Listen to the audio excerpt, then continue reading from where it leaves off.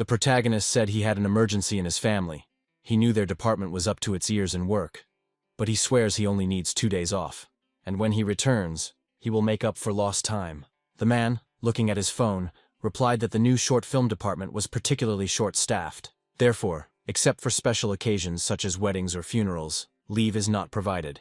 Then he pressed his finger on the rocket, and she immediately flew to the girl from the stream. The guy exclaimed that he really needed to leave because his mother was sick and in the hospital, and someone needed to take care of her. The boss replied that he had a father, and if he was busy, perhaps there were other relatives who could help. After all, it's just an illness, and if the mother really gets worse, the company will consider his request. He continued that it was impossible to climb the career ladder without sacrificing oneself. He worked overtime even on the day of his father's funeral, and that is how he became who he is today. And then he became indignant that young people want to take a day off due to illness or a relative's wedding, because how will the company function if everyone goes on vacation? The protagonist stated that he can work from home and always stay in touch. The hero replied that he should forget about it, because he was tired of convincing, and if he wanted an easy life, he should quit. And after he sorted out the accounting department, he'll be able to spend as much time as he wants with his parents, remaining childish for his own pleasure. The man patted the guy on the shoulder and said that trends wouldn't wait for him, nor would this position, and advised him to think carefully if he was going to leave. The main character sat with a cigarette in his mouth. He reflected on what had happened that day. Suddenly music started playing on the phone. "Chi, it's just a legend." The father's voice came from the receiver, asking if Shin-Wong had time to come. A nurse came up to him, said hello, and asked when he would pay the bills for Mrs. Zhou's treatment.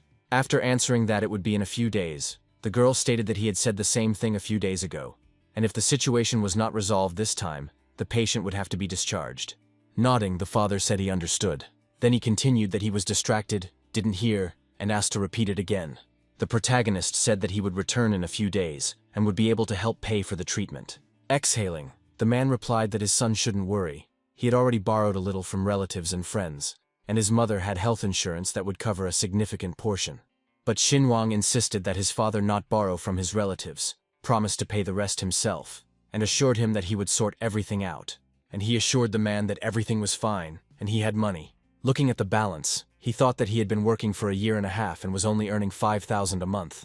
But thanks to saving, living on a bunk bed, cheap food, and working part-time as a video editor, he managed to save 50,000. He realized that he was over 20 years old, but he had not done anything that would help him achieve success. And although there were many job opportunities, his parents couldn't wait, so he decided to quit, as there was no point in staying in a company with such careless management. Now the protagonist is unemployed. He left the company despite the unstable economic situation and the lack of a new job, realizing that he was acting recklessly. The hero heard in his ears that the system of absolute freedom had been activated, and he was receiving money. Shin-Wong was surprised, who was watching the video so loudly that their head was buzzing. But then he realized that there was some kind of sign in front of him.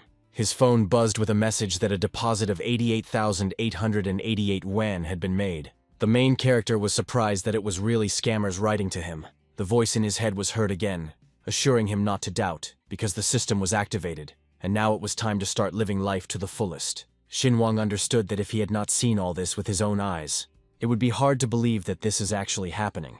The guy thought about it, because the system of absolute freedom meant that he activated it when he quit his job. And then he smiled, deciding that figuring out the system wasn't that difficult, and he would definitely find a way. Then a girl approached him, asking what he was thinking about, and if he had prepared a plan for her upcoming live broadcast. It was Gao Wen, a popular singing and dancing blogger with 8 million fans across the internet. The guy's nose started bleeding from the sight of the heroine's large breasts. He was perplexed, because he was distracted and missed what she had just said. She chuckled and repeated that he should give her more operating resources, since the fans who paid the most were starting to relax. The protagonist became thoughtful, because Gao Wen, the main internet celebrity, was standing in front of him. Known as the sexiest dance goddess, he was responsible for her broadcasts, and she also loves to joke. Shin-Wong replied that he had already resigned and would no longer be responsible for working with influencers. The girl opened her mouth in surprise and exclaimed, "Why so suddenly?" The protagonist understood that although Gao Wen did not look down on others and was the easiest person to communicate with, after being fired, their paths diverged. The heroine asked if he was really quitting, since she still wanted Xiaohan to be her manager because she didn't trust anyone else. The guy thought she was getting too close, and if he didn't show at least a little awareness, he wouldn't be able to restrain himself. The girl didn't understand why he was acting so strange today, because before he had happily played along with her sweet behavior. Xinguang decided not to let himself be deceived, because she was kind to him only because she saw benefit in him. And he replied that he wanted to take a long vacation. After hugging the hero, she told him which company he was going to join and noted that they would now have to become competitors, and someone else would take over her blog. The guy trembled. Everything that was happening was too exciting, and he could not restrain himself at all. Clenching his fist, he thought of only one thing. With the system, he could easily become a billionaire. The guy thought that the heroine had clearly worked hard on her appearance. After this, Xinguang said that Gaowen's nose needed to be adjusted a little because it seemed a little crooked. The girl clearly didn't expect this, so she froze in place, and then she grabbed her nose and asked what was crooked, blushing a little. She took a small mirror out of her bra, and looking at the reflection, she claimed that this was impossible. And then she replied that it did indeed look a little crooked, and the live broadcast was about to start, so it needed to be fixed immediately. The voice said that the wonderful master had actually refused to serve the beauty, and had spoken his true thoughts, boldly, sincerely, and openly, for which he received a reward of 23,333 yuan. The protagonist smiled, declaring, "So this is what absolute freedom means. Be yourself and refuse to be a simpleton. That is the rule of the system." Gao said that she was grateful for the remark, since she herself had not noticed, and since Xiaohan had decided to quit, she would not dissuade him. He was surprised, because he expected anger after pointing out the shortcoming, but she remained calm. The girl then said that, after all, they were colleagues, and he had been her manager for a long time, so today she would treat him to a farewell dinner.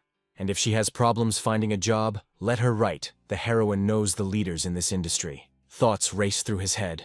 She probably knew about his level of education and was worried that he wouldn't find another job.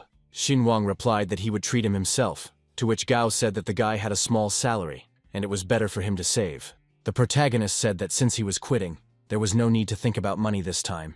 As he had said, they could still work together in the future. She said with a smile that he was already leaving, and only now did she realize that she didn't really know him at all.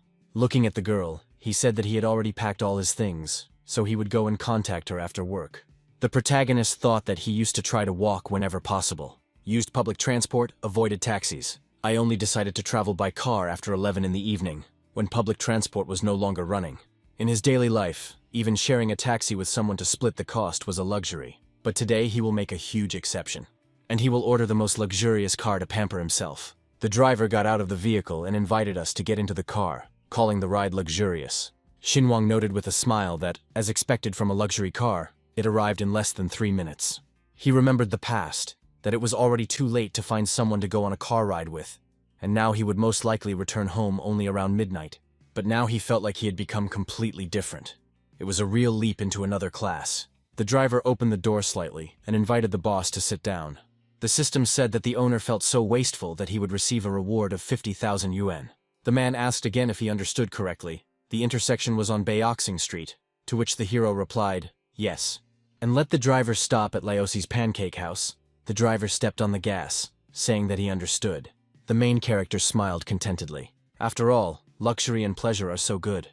A drift car parked near a pancake house. The door opened slightly and the guy started to come out. He straightened up, looking straight at the counter. The woman, smiling, asked if he wanted the usual pancake without eggs and sausages. To this Xinguang replied briefly and decisively, "No, add 2 eggs." He also added that he wanted 2 sausages made of pure meat, not starch. The protagonist understood that when his monthly salary was 5,000, he paid 800 for rent, and could not spend more than 20 yuan a day on food. But he was smiling, because he had added not only 2 eggs, but also 2 sausages made of pure meat, and this even made him envious of himself. Everyone around was discussing how he added 2 eggs and sausages made from pure meat.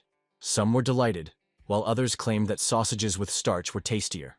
The voice declared that the owner had added not only eggs, but also sausages to the pancake, calling it a huge leap in living standards, and issuing a reward of 20,000 yuan. Xinguang rejoiced, calling the day wonderful and enjoying a hearty snack. And he promised that next time he would add 5 eggs. The hero recalled that when he was a student, he had no money at all for entertainment. And when I started working, I began to lack not only money, but also time. How do you expect ordinary people to have fun? A thought flashed through Xinguang's mind. How could he have forgotten? He has a ton of money, so he can go shopping at the mall. I also need to take Gao Wen out to dinner today. And I noted that, by the way, I heard that expensive restaurants sometimes have a strict dress code, and the main character's current outfit is no good. So it's time to go shopping. The guy stopped at the Louis Vuitton sign. Then he realized that all big shopping malls were like this. There's an orange scent everywhere. Brand names are in English, and nothing is clear. And how is that possible? The hero wondered. After all, it's such a super huge shopping center. And there is no Adidas store. Then he smiled, realizing that he was an inexperienced person in such an area. But since he has money, he can buy everything he needs. The main character decided to visit Louis Vuitton. The consultant immediately noticed him, and she analyzed him with her gaze. His hair was uncombed. His bag was filled with junk. The shoes are from the market and worn out. An old model phone costing around 500. Pants at a discount from the market. Xinwang asked if anyone would serve him. He felt angry in his mind, because even though they looked poor, they reeked of snobbery. He said that he was tired after work, did not want to go and choose himself, and wanted to pick out clothes for about 150,000 yuan. And turning around, he declared that since they were not going, he would go to neighboring Hermes. Suddenly the girls turned to look at him. Then everyone ran up and started asking questions about the products they were interested in. The hero grinned and concluded that money talks. Bowing slightly, the girl told the guy to come again. And the main character only noticed that the rich were indeed treated luxuriously, even having their things carried for them and delivered wherever they were ordered. The heroine said that, if possible, she asks him to attend a jewelry appraisal event at the end of the month. And she asked Xinwang if he wanted her to deliver the things to his house. The guy replied that it wasn't worth it. He preferred to do everything himself. Having bowed, the girl wished the hero a good day. Visitors gossiped that there were LV and Hermes stores in Longda Plaza, but they were too expensive for them. Only Sister Hu can afford this, and they don't dare buy things from boutiques, only through agents. Having received another reward, the hero realized that the more you spend, the more you get. Just a little more, and Xinwang will become a millionaire. Meanwhile, a fine Western restaurant, and a glamorous and stunning guy. The heroine said with a smile that she would take Mr. Han to his reserved room. Xinwang thought that it seemed like he had arrived too early. The girl continued that the VIP box had a separate relaxation area, and suggested enjoying desserts while waiting for guests. He thought about it. Before, he couldn't even dream of such service. But now he realized that they judge a person by their clothes. The hostess continued that this was a separate relaxation area, with desserts and tea on the table, and that people could help themselves. And if you need something, you can ring the bell. Looking at the city, the guy said that he couldn't even imagine what Sun City looked like from the 40th floor. The bottom line is that as long as you have the money, the best service is available. The dreams that had languished in his head for so long had finally come true. Then the guy said that he would give the money to his father first. But in order not to scare him off, I had to come up with something. After that, I transferred 100,000 yuan. Xinwang decided that he would say that it was from a part-time job. They should not ask questions or be afraid. A female voice was heard. If you think she dances well, let your rockets fly high. She claimed to be her #1 fan, and everyone was waiting for her rockets. Let him show everyone what he is capable of. In a languid voice, the heroine begged, please. The protagonist watched the stream and thought he sent Gao Wen the geolocation and the name of the restaurant. But she didn't respond and just streamed as usual. She showed hearts and thanked the top fan for the rockets. Waving her hand, she said that this was the end of the stream and that she would see me tomorrow. After that, the girl slowly took off her shoes, and she threw them on the table, resting from the load. The girls asked if they should go out to eat, to which Gao replied that she already had plans. One of the girls asked, wow, what are they? Is this really another sugar daddy? She said not to talk nonsense because she knows him, it's Han Xinwang. After this, the girls started chatting. One was surprised that she couldn't forget him. The other asked if there was something between them. The heroine replied that they shouldn't make things up. He had helped her a lot while he was a manager, but now he had quit, and it was just dinner, especially since he was treating her. The girl awkwardly stated that she wanted to go too.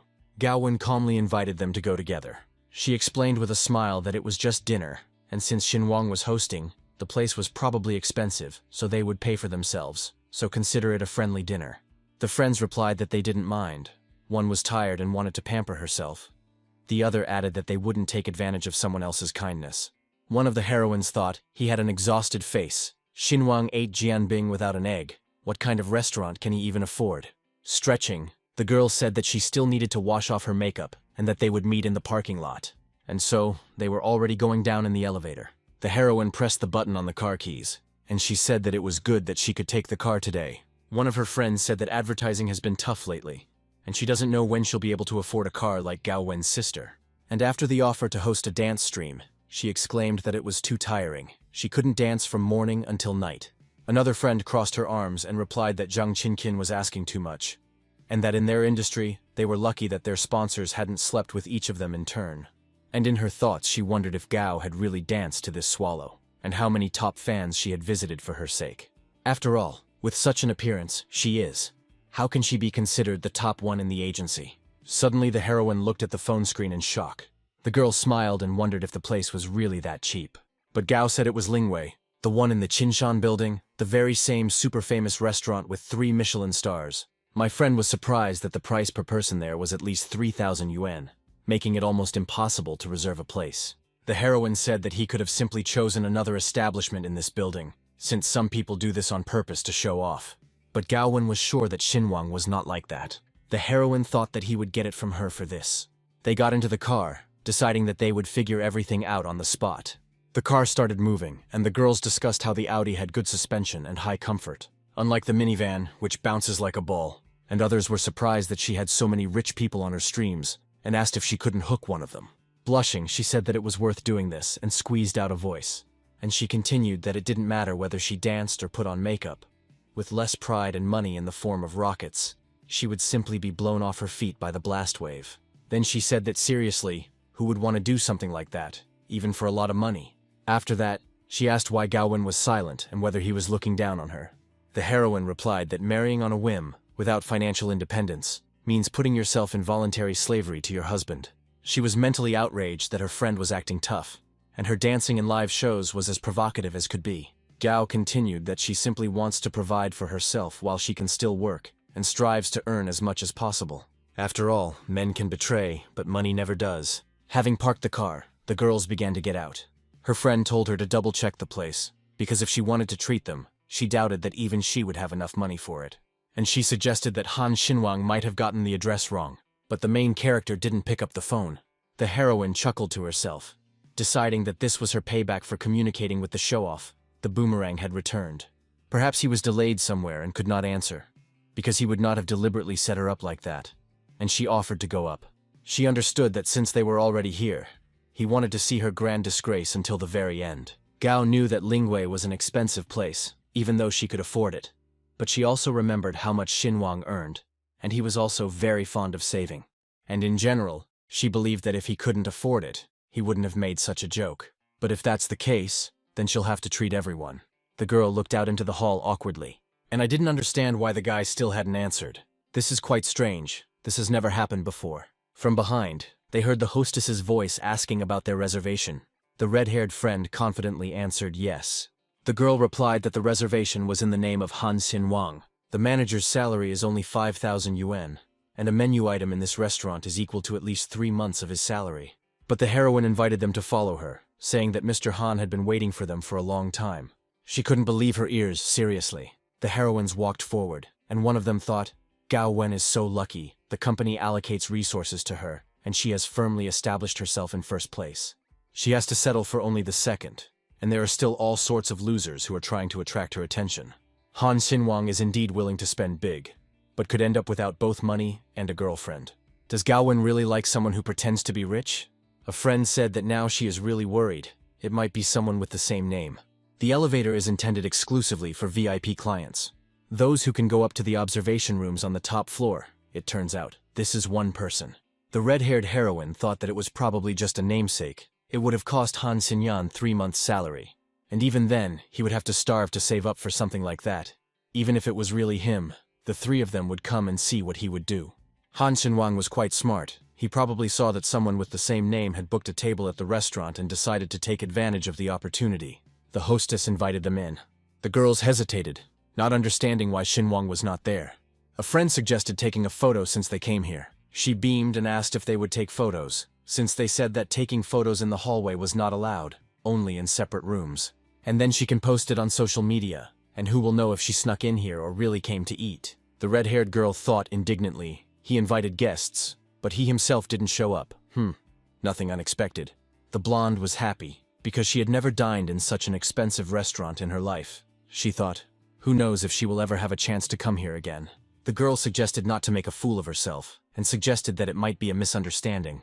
The hostess knocked on the door and called the main character. Gao said that they might indeed be mistaken. He was just an ordinary office worker and would hardly be able to afford dinner here. At that moment, a guy came out to them and apologized for being late, as he had simply fallen asleep. And he continued that he woke up because of 4 or 5 missed calls. He hoped that she had not waited long. Then he said that the waiters could start bringing food. The appearance of the main character was amazing. Gao Wen didn't expect such a change in his appearance and watched silently. The blonde trembled when she saw that Han Xinwang was dressed head to toe in designer clothes, and his jacket was very expensive. The heroine enviously thought that this was the last collection of Louis Vuitton. He may be rich in the 2nd generation, but he hides it. And when Gao was so lucky, she quietly picked up a rich guy. She pretended well. The guy looked at the blonde and said that she was not alone. It must be Zhan Qingqing. Turning to the red-haired heroine, he asked who she was. She introduced herself as Chu Xinuo. The protagonist explained that he had just woken up, so he was a little confused. Without filters, she looked a little different. Q replied that everything was fine. She just put on light makeup today. But such words hurt her. Cao said she was just finishing work, and 2 colleagues wanted to join her. And then the waiters entered the room with dishes. And they wished everyone bon appétit. The girl thought, they can't even afford to split the bill. What is he doing? Why pretend to be someone unknown? Jan exclaimed that there was a 2nd-generation rich man next to them and asked, did he really quit his job to come back and inherit the family business? The guy didn't understand how anyone could get full from this, since it was just broth, even though it looked delicious. The blonde asked if they minded if she took a photo first. Xinwang said that he didn't mind, and that they shouldn't be shy. And now the girl has already pointed the camera lens at the expensive snacks. Q wondered what was really going on, and asked if they were deliberately keeping them in suspense. And the heroine admitted that in reality they are not that close, except for communication at work. They hardly ever spoke in person, just a few marketing events in which he helped her. And in general, maybe he is just a modest and pragmatic 2nd-generation rich man. This time he probably didn't want the girl to pay for the food, so he showed that he was rich. The protagonist asked if there was anything filling, and Jean was surprised, because her brother wasn't afraid to say such things. The girl responded by suggesting anglerfish liver with pineapple, or grilled beef tripe, or Alaskan king crab. The protagonist demanded that they bring more imported crabs, beef, and lamb, and cut the meat into pieces. The blonde was amazed, because it was the first time she had seen someone order something like this in a fine dining restaurant. It was astonishing. Q was indignant, because if you want to eat something like that, there is no point in going to a French restaurant. She didn't understand whether he was really rich, because he looked more like a liar. The guy continued, adding that they also needed grilled kidneys and kebabs on skewers, and asked if they could make them. The heroine stated that no, they only served dishes from the menu and apologized to the gentleman. He replied that then they could call the manager. He would like to discuss this, because he was very unhappy with these dishes. The hostess couldn't believe that the main character was seriously saying this. A man came up to them, introduced himself as the manager of this establishment, and greeted the gentleman. He continued by saying that he was very sorry, but this was a French restaurant, so they only served French cuisine. Q chuckled, calling it a French restaurant, adding that the refusal was entirely expected. Xinwang insisted on having barbecue cooked for him at a French restaurant. It's funny. The hero declared that he would pay 300,000 to eat grilled kidneys and lamb shashlik. And if this is arranged, he will give another 50,000 as a tip. The heroines were surprised that it was 300,000. The manager lit up as he calmly asked how well he wanted the kidneys done. Patting him on the shoulder, Xinwang replied that he would reward him with the largest kidney sashimi as a token of his commitment to the restaurant's standards. Although he preferred the daring look, the protagonist received the award again, and then said that food should be enjoyable. The blonde was delighted to notice that it was a photograph of kidneys. Grilled at a high-end restaurant, it can be even more engaging for social media. In a moment, there were already many beautiful dishes on the table. John trembled, admiringly saying that money solves everything, and if you have it, you can do whatever you want. She wondered who would believe her if she said she had eaten shashlik on skewers in a French restaurant. With 3 Michelin stars on the top floor of Qingtian Tower, the tallest building in Beijing. After a while, there was almost nothing left of the food. Wiping his mouth with a napkin, Xinwang noted that he needed to go to the toilet. When he left, conversations began. No one could understand what kind of person he was.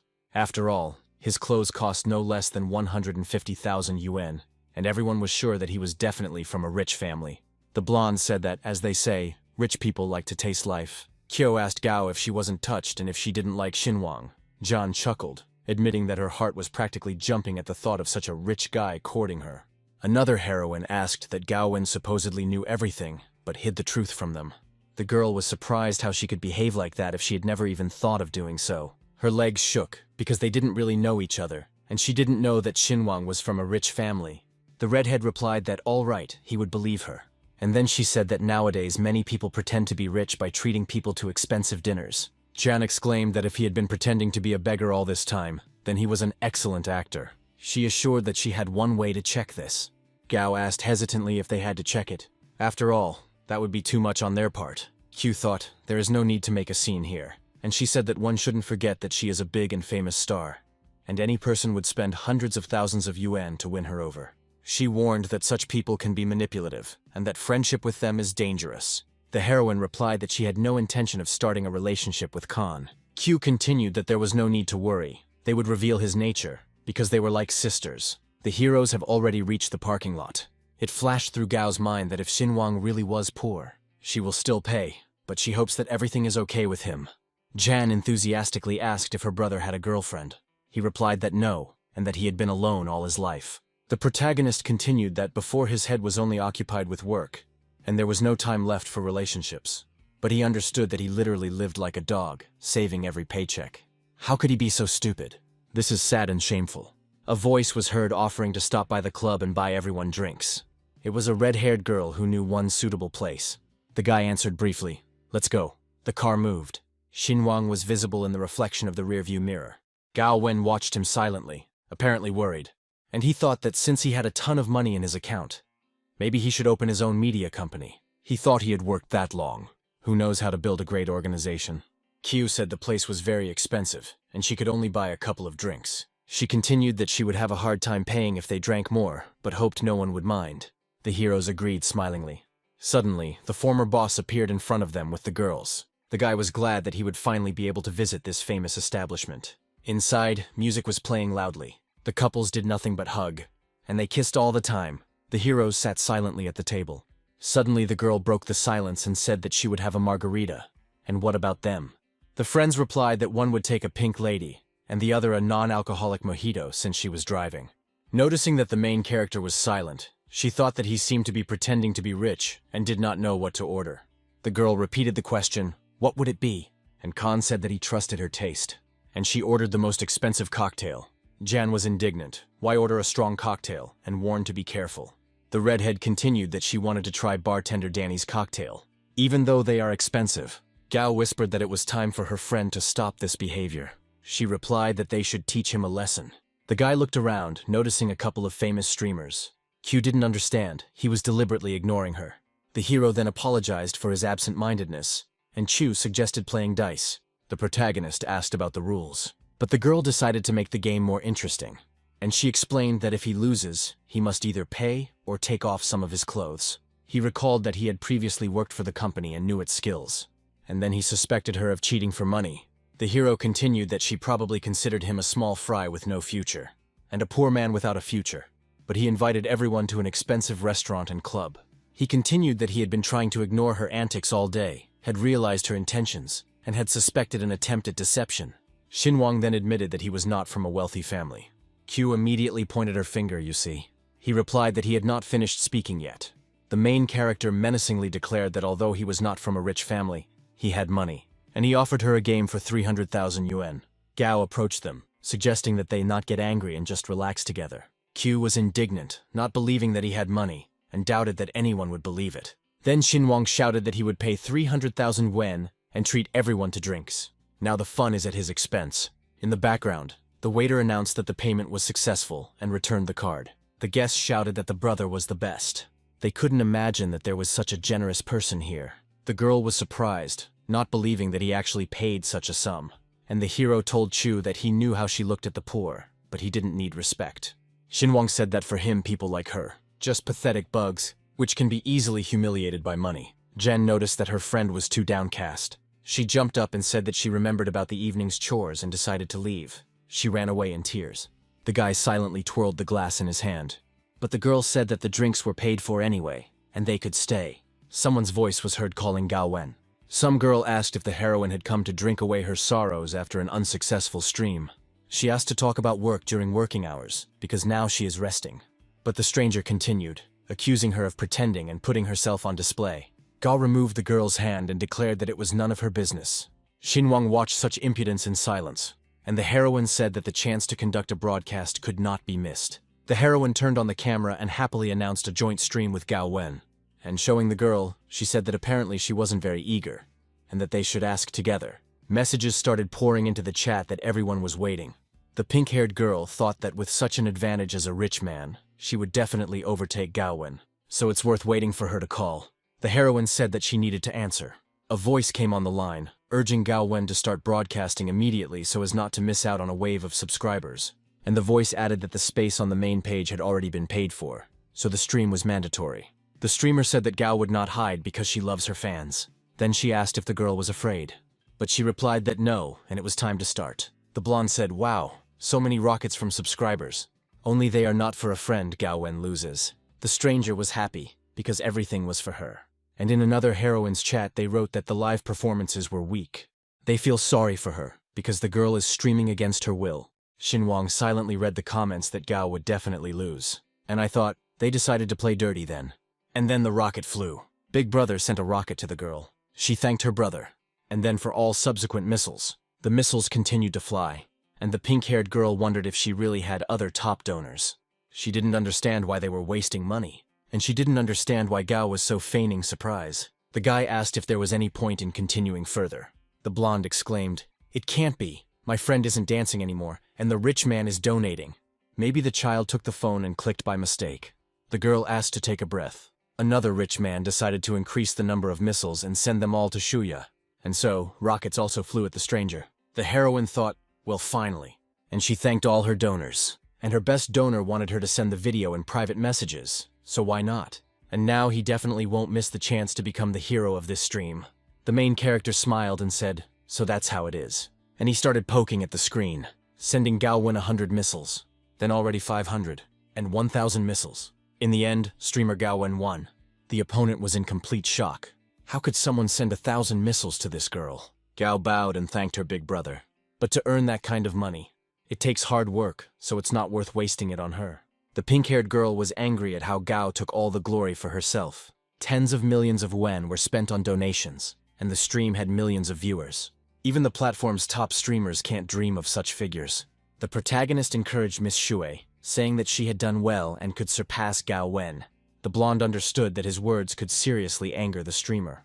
The heroine watched silently. How the heroes walked away. As they walked out, John said that Lu Shui's face turned white as chalk. And now she's probably cursing herself for the plan's failure. She also learned that Han was super rich, and Gao Wen had become the biggest donor on the platform. "Isn't the heroine happy about this?" her friend asked. She replied that she felt unworthy of it. A friend cheered her up by suggesting that he was a donator. He's probably a great guy to get to know better. And now the blonde will send him a message in private.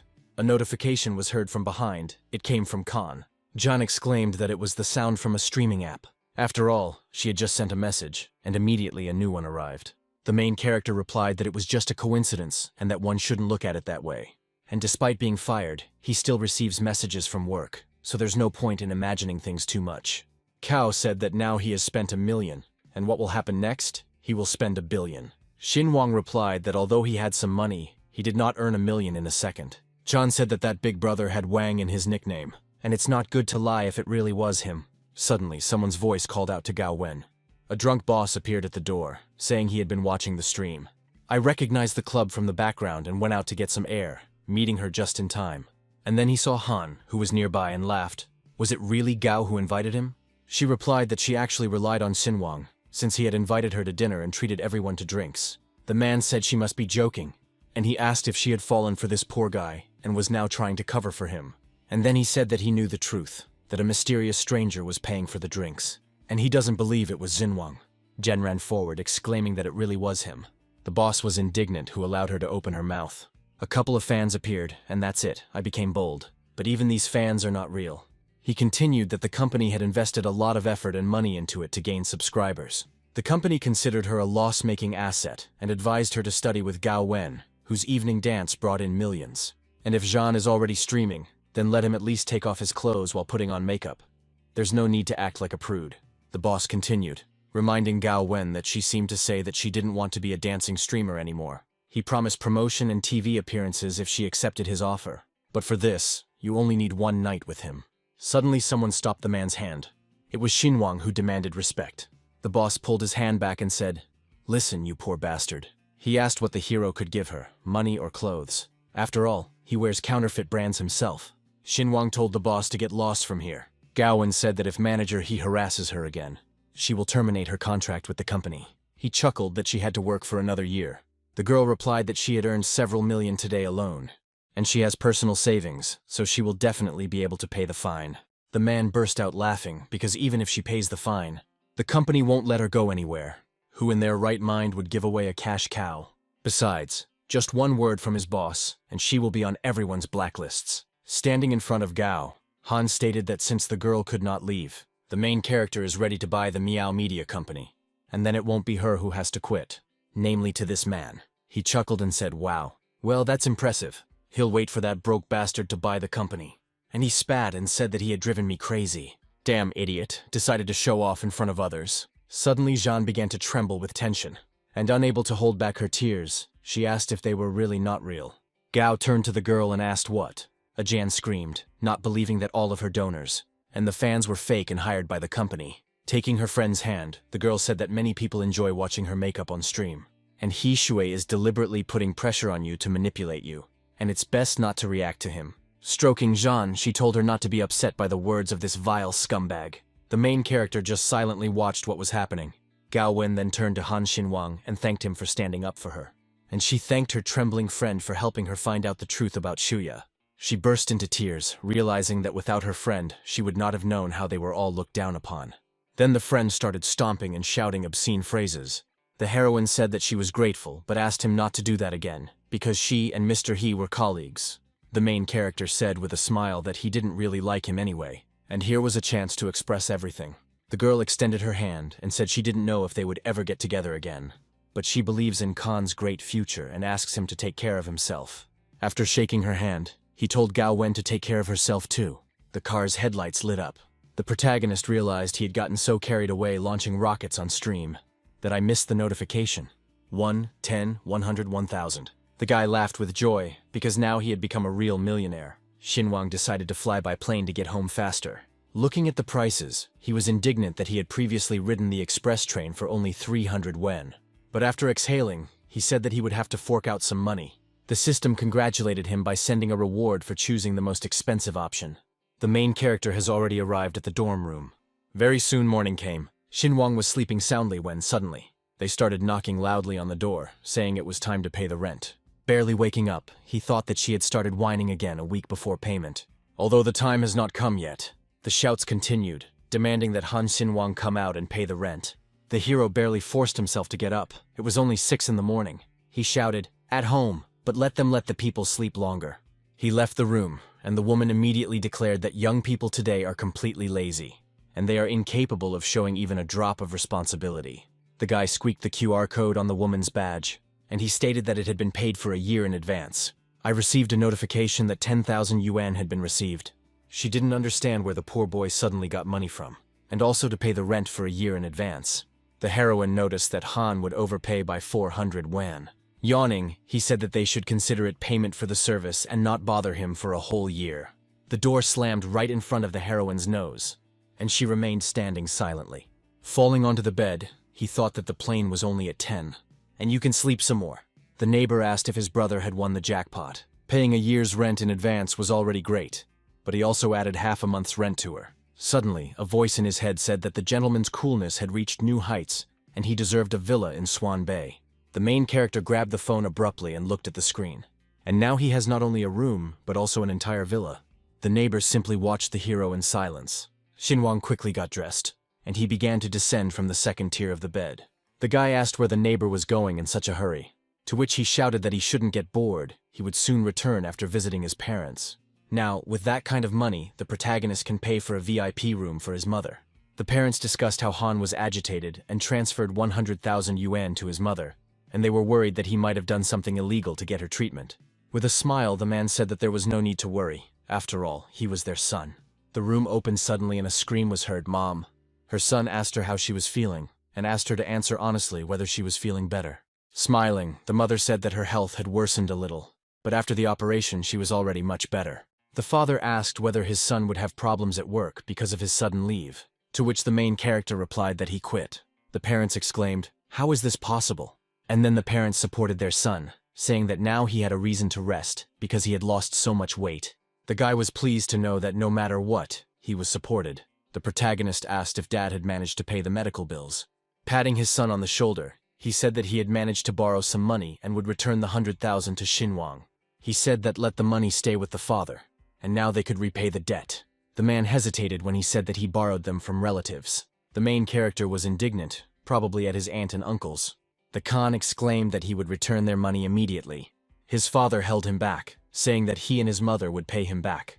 Covering her face with her hands, Mom burst into tears, saying that it is all her fault. Her son works so hard and her son stopped her, saying that not everything was so bad. And the work isn't that hard, honestly. But he will still go to his uncle. He doesn't want to feel obligated to anyone.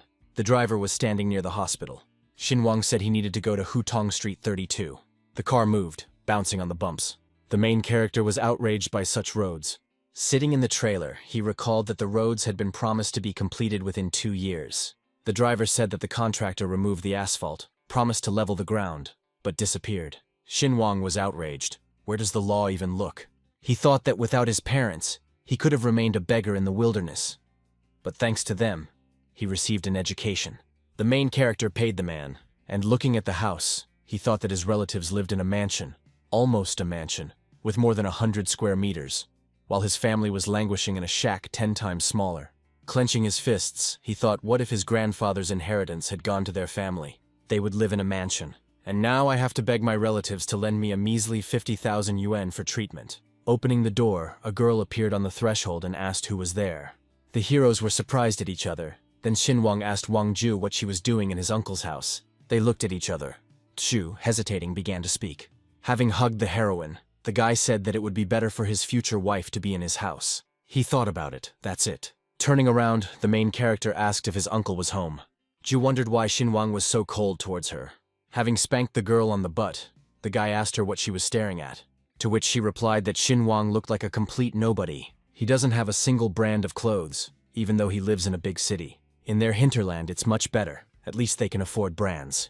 The main character entered the house where they were playing cards. The uncle stated that his nephew works in the city and has become a real city dweller. One of the players replied that you can get ahead in big cities and he must be making good money there. The guy behind me sarcastically remarked that in the city they work for 5,000, but in the village they pay 3. And he continued, asking how much of this money they managed to put aside and whether there is more left over than grandma has after paying the rent. Xinhuang said that he didn't come here to chat, but to repay a debt. The man replied that there was no need to rush into repayment due to the difficult family situation, but he would still charge interest.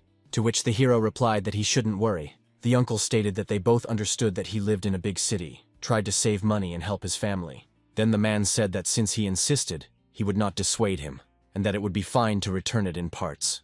And he asked Dakai to give him the red book. Handing over the book, he said that he couldn't watch him go out of his way to pay off his debts. Well, family is more important than money. They are a family after all, and there is no point in arguing. A few minutes later, Khan said he had transferred the debt with interest. Uncle picked up the phone, and he turned pale because he transferred the amount. With his mouth open, he asked, not understanding where from. Turning around, Xinhuang asked what he meant by where from. He works in a big city. Dakai chuckled, certain that Xinhuang had spent all the money on a rainy day to pay off the debt. Chu said that she would go with him to clear everything up. Catching up with the guy, she said that they would soon become relatives, and there was no point in holding on to old feelings. She knows that Xinhuang has always liked her, but the main character was always like a little brother to her. Chu continued, saying that if people found out, her reputation would suffer. The guy asked again with a grin, and he likes her. Let him better look at himself in the mirror, he continued, reminding her that she used to be simple. And now she decided to wear something revealing and pick up a rich guy. He noted with regret that before she didn't care who was rich and who was poor. But now it didn't matter anymore. She replied that he was angry because she refused to become his girlfriend. But grievances should be left in the past. He turned around and rolled his eyes, saying that Shu is crazy. The heroine screamed that Khan had achieved nothing. His life is a joke, and his education is useless. She continued by stating that she was dating for the money and living in luxury thanks to her wealth. She reminded that her mother's treatment could cost tens of thousands, and that his character was difficult to live with. Xinhuang briefly asked the girl if she had said everything. Smiling, the hero said that no one cared about her and her new husband. Angrily, Chu began poking at the guy, not knowing what to say. The main character stated that although he is not rich, he is hardworking, respects his parents and treats people with dignity. And he asked me not to throw my tantrums. A voice in my head said that the gentleman's house was slated for demolition. But what does this mean, slated for demolition? Holding Chu's hand, he said that people like her and her husband should be locked up or in prison. The main character said goodbye and left. At that moment, a car drove quickly in front of him. Then she braked, but Xinguang was already covered in mud. It turned out that Dakai was driving and hurrying to work, did not notice him, and apologized. He then continued that he works as a contractor for the city's renewal department. And he laughed, offering to carry bricks if work was needed. The hero thought that it was not surprising to see such a road. Then he will do all the locals a tiny favor. Building of the branch of the urban renewal department. The man thanked Khan for his visit. Waving his hand, the guy replied that he was glad to see him. As a reward, Xinguang received 100 books, and he answered how many. The voice hesitated, saying that the system had made the decision automatically based on the behavior. The protagonist calmed him down and said that he was not accusing him of anything. Looking up at the sky, he said that the system was giving out increasingly strange rewards. The boy was peeling apples for his mother. A few minutes later, the doctor came in, reported the successful operation and ordered us to pack our things. Xinguang jumped up, indignantly reminding that his mother had just had surgery yesterday and was still recovering. To which the man replied that he was mistaken, and wanted to say that she had already been discharged. And nurses should help the patient pack her things. The main character froze. The doctor shouted, "Didn't you hear? Your mother is healthy. They have other patients." Xinguang threw the knife on the nightstand. The hero shouted at him to put the knife down immediately, otherwise he would call security. Mom wanted to leave, but the guy replied that she needed recovery. Smiling, the man said that even she agreed. He ordered that all things be collected so that new patients would not think that poor people had been treated here. Clenching his hand into a fist, the hero told his mother to peel the apple herself, and he would call his father and take care of business. The woman replied that he should not quarrel with the doctors, because they were ordinary people, and could do nothing to oppose them. Turning around, the son replied that everything would be fine. In the doctor's office, he had already said that friends could come to the ward. He also reminded that even a simple foot sprain will require at least 3 months of treatment. The guy said that Dr. Li was amazing. The man said that Han Xinhan, a worthless man, only paid for the treatment thanks to their family. He smiled, thanked her for contacting him and promised dinner as a token of his gratitude. And then he thought he would see how Han Xinguang would cope with the difficulties on his territory. The hero was happy because his affairs were going well. The guy was eavesdropping all this time, and I realized that it was all because of a bribe. There was a knock at the hospital director's office. The man asked who had come to see him, to which the main character replied that he was an ordinary patient at their hospital. The director explained that he was not accepting patients and advised me to see a doctor. Sitting down on the sofa, he said he would like to discuss donating an additional building to the hospital.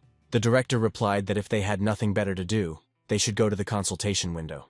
And then, surprised, he asked again what he had said. The hero generally knows the cost of the building, and I thought that the guy looked like a poor man. Xinguang replied that of course he knew, but he thought that for him it was a drop in the ocean. They began to discuss the details, and the director thought, it looks like the guy is here to inform. Khan explained that bribes are being taken here due to a lack of space in the ward. The man assured that this was out of the question.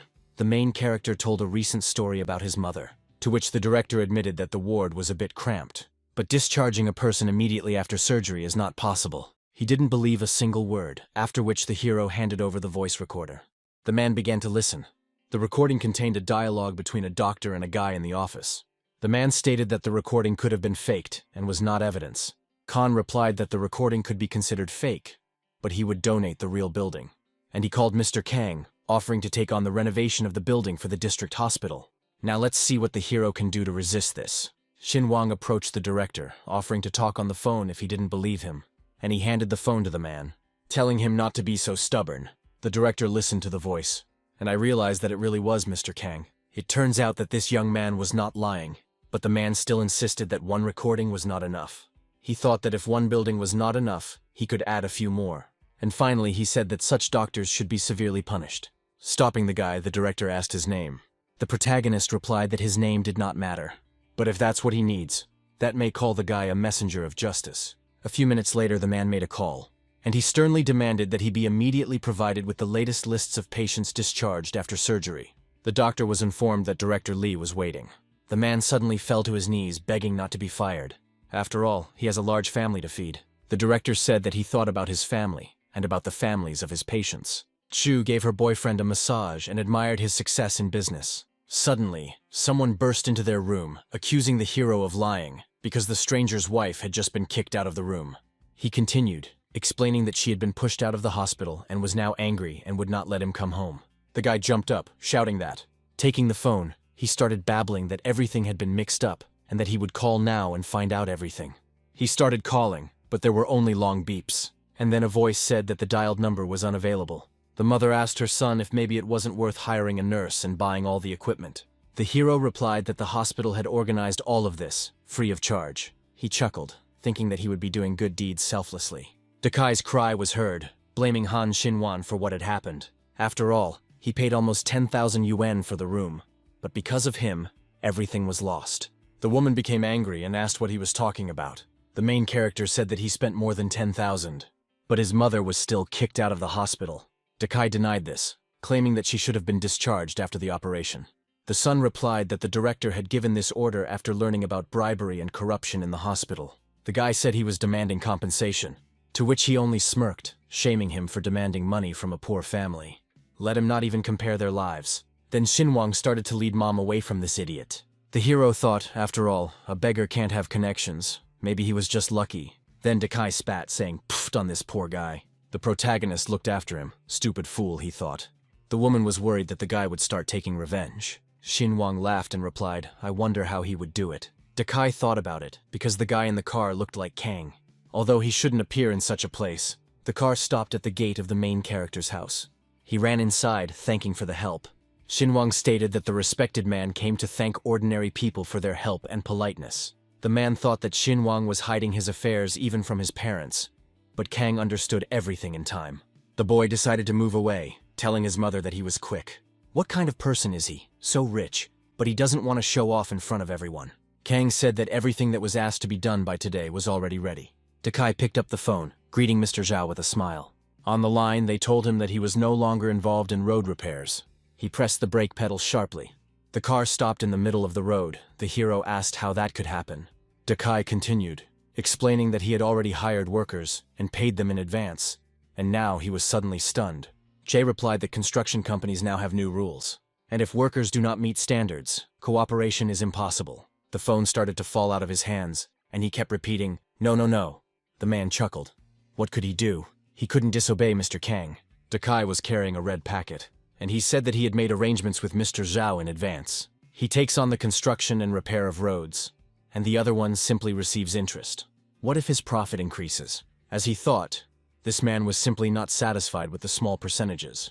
Then he continued that building codes are just tinsel, and even if you don't manage to pass the inspection the first time, he'll just start a new company with the same employees and try again. The man jumped up, indignant at the accusations, and he demanded an explanation for the attempt to involve him in illegal activities. Dakai replied that they simply misunderstood each other and offered to give 50%. Jay responded with fury that he considered him almost like a brother, and he decided to set him up like this. The man told him to get lost. There was a knock on the door, I heard. Come in. A man appeared on the threshold. Zhao, on behalf of all the city's residents, thanked Mr. Han for the money spent on road repairs. Xinwang asked to keep it between them, explaining that his elderly parents suffered from leg pain. They can easily injure their ankle or break their leg due to bumps in the road, and he hopes that the road will not break down in a year. Zhao will tolerate this only because the hero is rich, and he said that they would build a better road. The system has awarded Xinwang a reward again. Screams were heard from the main character's uncle's house. Chu reproached Han Dakai for his idleness, reminding him that he had not done any cleaning or laundry all day, and she continued to shout that she would have chosen Han Xinwang, not him. After all, he works in a city where there are prospects. Dakai angrily asked what she had just said.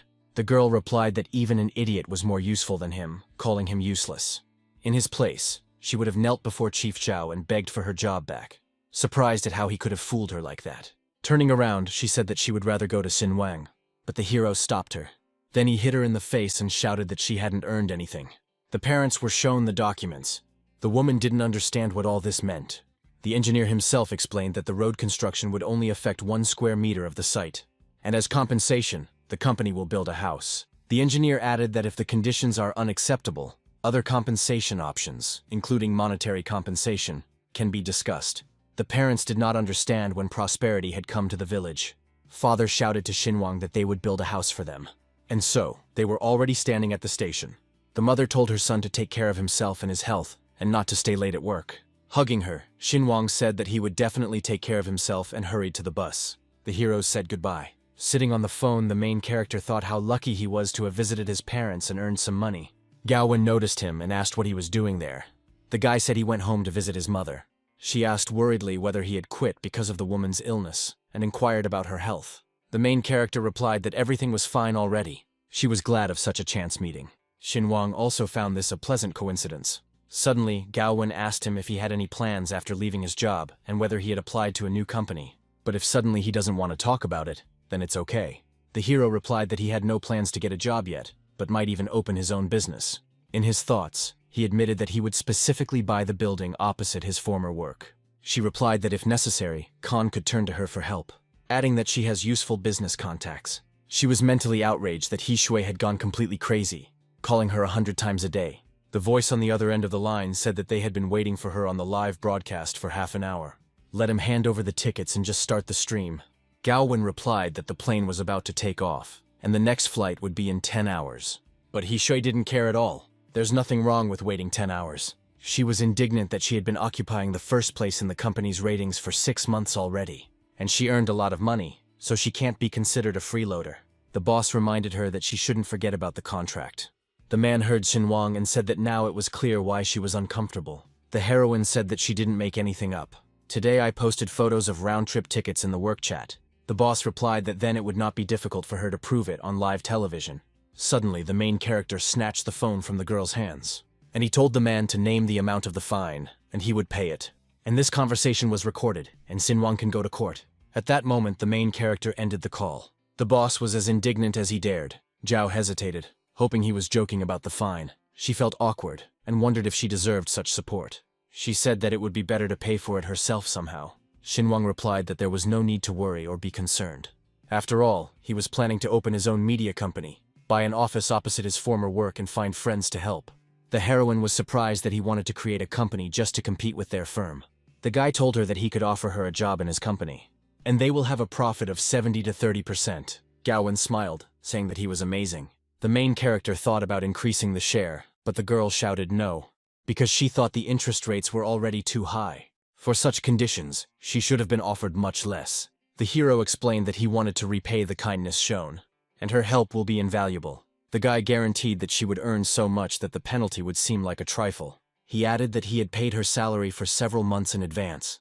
Gao thought that Xinguang was extending a helping hand to her, although it all sounded like she was helping him. The heroine answered, okay. Office area, inside the office of Myo Media Group. The boss said that Gaowen showed up after Xinguang had managed to pull the wool over her eyes. While they were tumbling around in bed, he said that if she believed Xinguang and brought him into the company, then she has no brains. The protagonist demanded that they stop talking nonsense, call lawyers, and free Gaowen from the slave contract. Rising from his chair, he asked if Khan understood how much it would cost to pay the penalty. Rumors reach him that the hero has suddenly become rich, but still, the poor are losing their heads over money, and he compared luck to a house of cards. If you borrow money for show, you can quickly drown in debt. Xinguang replied that money comes back if you spend it. Judging by the former boss's face, he is afraid that the main character can take Gaowen from them. He stated that he does not own the company and is not afraid whether it will be taken away or not. The protagonist said that He Shui's power makes people do terrible things, and he worries about the boss's future. The man recalled that Xinguang had previously obeyed him like a tame dog. The guy said he had an employment contract, and if he is called a dog, it is an insult for which he can sue. The lawyer brought the contracts. The boss asked if Gaowen would really sign the documents for a kid with money, and then he'll crawl back and complain. She said there was no need to worry about her. After all, the heroine has already signed the contract. The man then asked where the payment was. The guy said that everything had already been paid, but the boss didn't believe him. But the main character replied, "Let him go to the accounting department and check, idiot." Nice view, Xinguang noted. And now we can discuss some details. The protagonist received the reward, and the dream of revenge was fulfilled. The heroes were called out from outside the office. A friend was running towards them. She asked Gaowen if she really quit, but the blonde was asked not to worry, they would still see each other. The heroes looked at the building where the guy's office was located. Xinguang said that the girl can come here at any time. Chinkin was amazed that, Suddenly, Shinwang received a call. A voice came from the phone, announcing that the property documents were ready, and he asked when Khan would come for them. The main character replied that he would be there soon. He said that upon returning, he completely forgot about his own home. The guy said that everything was settled and Gao Wen could rest, and he will go and resolve the remaining issues. The heroine said that Khan had reimbursed the penalty. Shinkin realized that you shouldn't judge a book by its cover. The voice said that an important client would arrive today, and everyone should behave according to his status. It was a girl, and she ordered that every effort be made. They told her that they would do everything in the best possible way. The signal to assemble was heard. The man said that Mr. Han would arrive soon, and he ordered to meet him at the entrance. Having first put myself in order. This is their honored client, so they cannot be neglected. The girl asked if there was a photo of the client, so as not to confuse him with someone else. The man replied that such people love to brag about their money, and it is impossible to confuse them. Moreover, she has been in sales for a long time, so she must have intuition. Suddenly he asked why they left a layer of dust and demanded perfect cleanliness without a single crumb. Their clients should not experience any inconvenience. The car stopped at the building. The main character said, "Wow." Now he understood why this company was first on the list. I wonder who these people are waiting for. Probably a big shot. Why is there no one inside? Are all the workers really outside? The girl greeted the client, but the manager called out to her, asking her to come to him. Irene should not accept any clients, but wait for Han. He was angry that they were running out of time. The girl was outraged that they didn't put up a sign saying they were closed. The manager said how stupid she was. This poor guy will bother a dear client. We need to get rid of him. Suddenly, the man said that if you are not going to buy, there is no point in distracting the workers and staring. He called Irene to clean up the dust and see the client out, to avoid getting a reprimand from the director. Shinwang asked why he should leave if he hadn't seen anything. The manager was indignant that he didn't even have 100 yuan in his pocket, but he was standing there and disgracing himself. The protagonist was outraged that managers looked down on ordinary customers and inflated prices. Suddenly, he received a call asking if the gentleman had arrived at the office, and if you have any questions, you can address them to the manager. The man was surprised. The voice seemed very familiar. The guy replied that he had been called a loser, so he was canceling the deal and would buy the mansion from another company. The girl asked me to wait. She would come right away. She thought there was a misunderstanding, and she promised to twist the manager's head off. The heroine immediately said, "Let's go to the sales office." She didn't understand what this impudent manager was doing. An important guest was supposed to arrive today, and she threatened that if the rich man harbored a grudge, he would be to blame. The manager promised the lady to sort everything out, and he shouted that he asked to leave on good terms.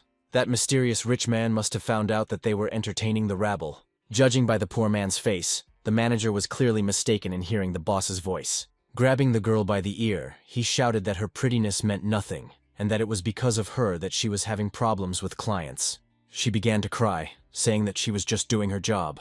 Having pushed the guy, the hero told the beggar to get lost. At that moment, their boss appeared, shouting Wang Shen, but he kept telling the main character to get out. The manager turned around and wanted to tell the lady what had happened, but she passed by. She must be still furious about the poor kid, I think the manager. The girl introduced herself as the vice president. She apologized for the manager's behavior and suggested calling her simply Lee. The man was shocked. This can't be. The lady continued that in the future they would improve their approach to clients. The worker realized that this was the same rich man. The manager thought the mysterious rich man looked like a ragamuffin, and he clearly doesn't look like a wealthy person. The boss shouted that she had already told her more than once not to underestimate clients, but they never listened to her. Or he thinks that since he sells expensive apartments, he is better than everyone else. As of tomorrow, the man is fired. The manager burst into tears as he said, "Ms. Lee." The hero fell to his knees. He shouted that he had a big family and a mortgage. The girl knows everything. The hero cannot lose his job. Ms. Lee said he knew the company's rules but did things his own way. Then the manager crawled up to Sinwang and began to beg him. The heroine was worried that her turn would soon come. The protagonist pointed to the girl, saying that she was a good employee and that she should be promoted. The lady replied that there was no problem. The man's mouth dropped open in shock. This girl will be the manager. Khan said that he had little time, so he had to watch faster. The girl couldn't believe she got promoted. The owner received a heart as a reward, but the hero did not yet understand why. The voice explained that the heart was personal praise from the system, which should not be underestimated. The courtyard leading to the entrance of the mansion. No sooner had the gates opened than a chorus of voices was heard, welcoming. Lee said that security would ensure safety, and the maids would provide warmth and comfort in the house. She continued, inviting Mr. Han to come in, and promising to set up facial recognition for automatic login. The girl also handed over a certificate of ownership. Xinhuang understood that the mansion was worth 300 million, and I was afraid of looking like a fool with my mouth open if something was wrong in the documents. The cover is of good quality, just what I needed. Then the guy slammed the box shut. Lee was surprised at first, but then she understood that people like him don't check documents. The girl said that a world-famous designer was responsible for the landscaping, and everything was created especially for him. She looked him over and decided that he was modestly dressed and indifferent to money. Xinhuang thought that the designer had tried hard, but for the sake of his parents he needed to add a field and plant vegetables. Although this is an elite area, it is better to plant bitter gourd and green beans. She said that if something is not right, the designer will make changes to the landscape free of charge. The guy replied that he would think about it, and I started thinking that everything was too pretentious, and it would be difficult for my parents to get used to it. The system has changed its clothes because it does not stand still. Lee thought that even the best designer couldn't please him, and she said that he bought the pearl of the area at a young age, and the head would personally visit him. Xinhuang replied that there was no point in bothering him, since he had spent almost nothing. She smiled and expressed hope that Mr. Han would contact their company again. And in her mind, Lee was outraged that he called the purchase for 300 million a trifle. I wonder what family Han is from. So they arrived, the girl invited the hero inside. Meanwhile, the heroine asked who bought this villa. Uncle Zhang replied that it was a young master, surnamed Han, and he is 20 years old. Would the lady like to know what kind of person this is? She replied that the man who bought the mansion was clearly a difficult person, and there was no point in worrying his family. Let them choose a gift. We need to pay a visit in the next few days. The sounds of firecrackers could be heard. It was quite loud. And the main character said that the Dujin Media Company is finally opening. Xinhuang then said that he was especially grateful to director Gao Wen, who worked tirelessly for 3 months to prepare for the opening. The heroines shouted that they would not let them down, and they will work hard. 3 months ago, Gao asked that she not have to live stream. The hero replied that she would train newcomers, and half of their donations would go to her.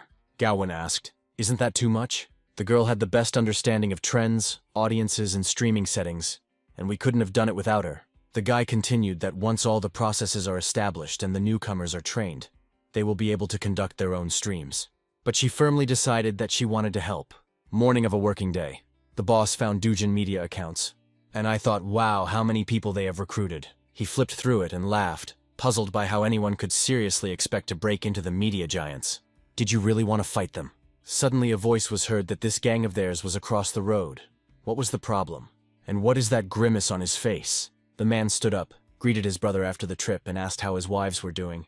He replied that everything was the same as before, but some help wouldn't hurt, because it was time to show who was the king of streams. Like an obedient dog, the boss answered, "Of course." At the same time, the main character was discussing what the designers were. They make models for praise, not for people. For that kind of money, his mansion must look luxurious. There was a knock on Xinhuang's door. Gao Wen ran into the office and announced that it was Meow Media Group. Offers their employees to conduct streams with million-plus users. The hero realized that big streamers were challenging newcomers. It's a scam as old as time. A popular streamer humiliates a newcomer on air to show who is the boss, but they were unlucky because they chose him. The guy responded by asking streamers to agree to conduct live broadcasts with Meow Media Group. Gao Wen asked if the protagonist was going to donate to newcomers. He grinned, asking if he had really been caught. The heroine wondered if those generous donations during the stream were really sent by Han Xinhuang.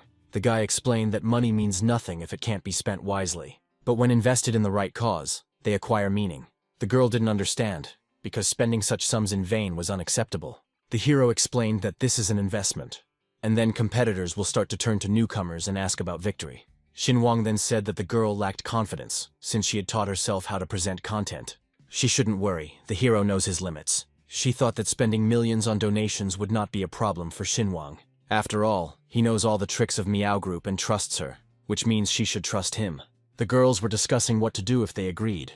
They would lose. Gao Wen is coming to see them tomorrow and told them to accept the invitations. Meanwhile, the main character was watching the stream. On the left was a girl from their company. They thanked their top donors. In the chat, everyone was discussing nothing but what the point of such a battle was. The protagonist was discussing whether to choose rosewood furniture for the mansion. The girl reported that Wang Zhang quickly lost on the joint stream, and the guys from Meow Group were clearly prepared. They have already prepared everything for an unexpected answer, so when they start. But Xinhuang replied that it was still worth waiting. Let the competitors relax and revel in their victory. But he added that fighting spirit is important, because even in defeat one must not lose heart. The boss danced with champagne because victory was already theirs. He smiled inwardly, realizing that the new star Nong Ran was capable of replacing Gao Wen. The hero asked why there was any need to rejoice and celebrate the victory over an unknown small company. The man reflected that despite the tens of millions received as a penalty from Gao Wen, he couldn't shake the feeling of losing a valuable asset in her. He was indignant that he had not been informed that Gao Wen worked at Dujin Media. The boss hesitated because he couldn't fall on his face in front of his brother. And he started pouring it on, claiming that she had gotten involved with a rich man.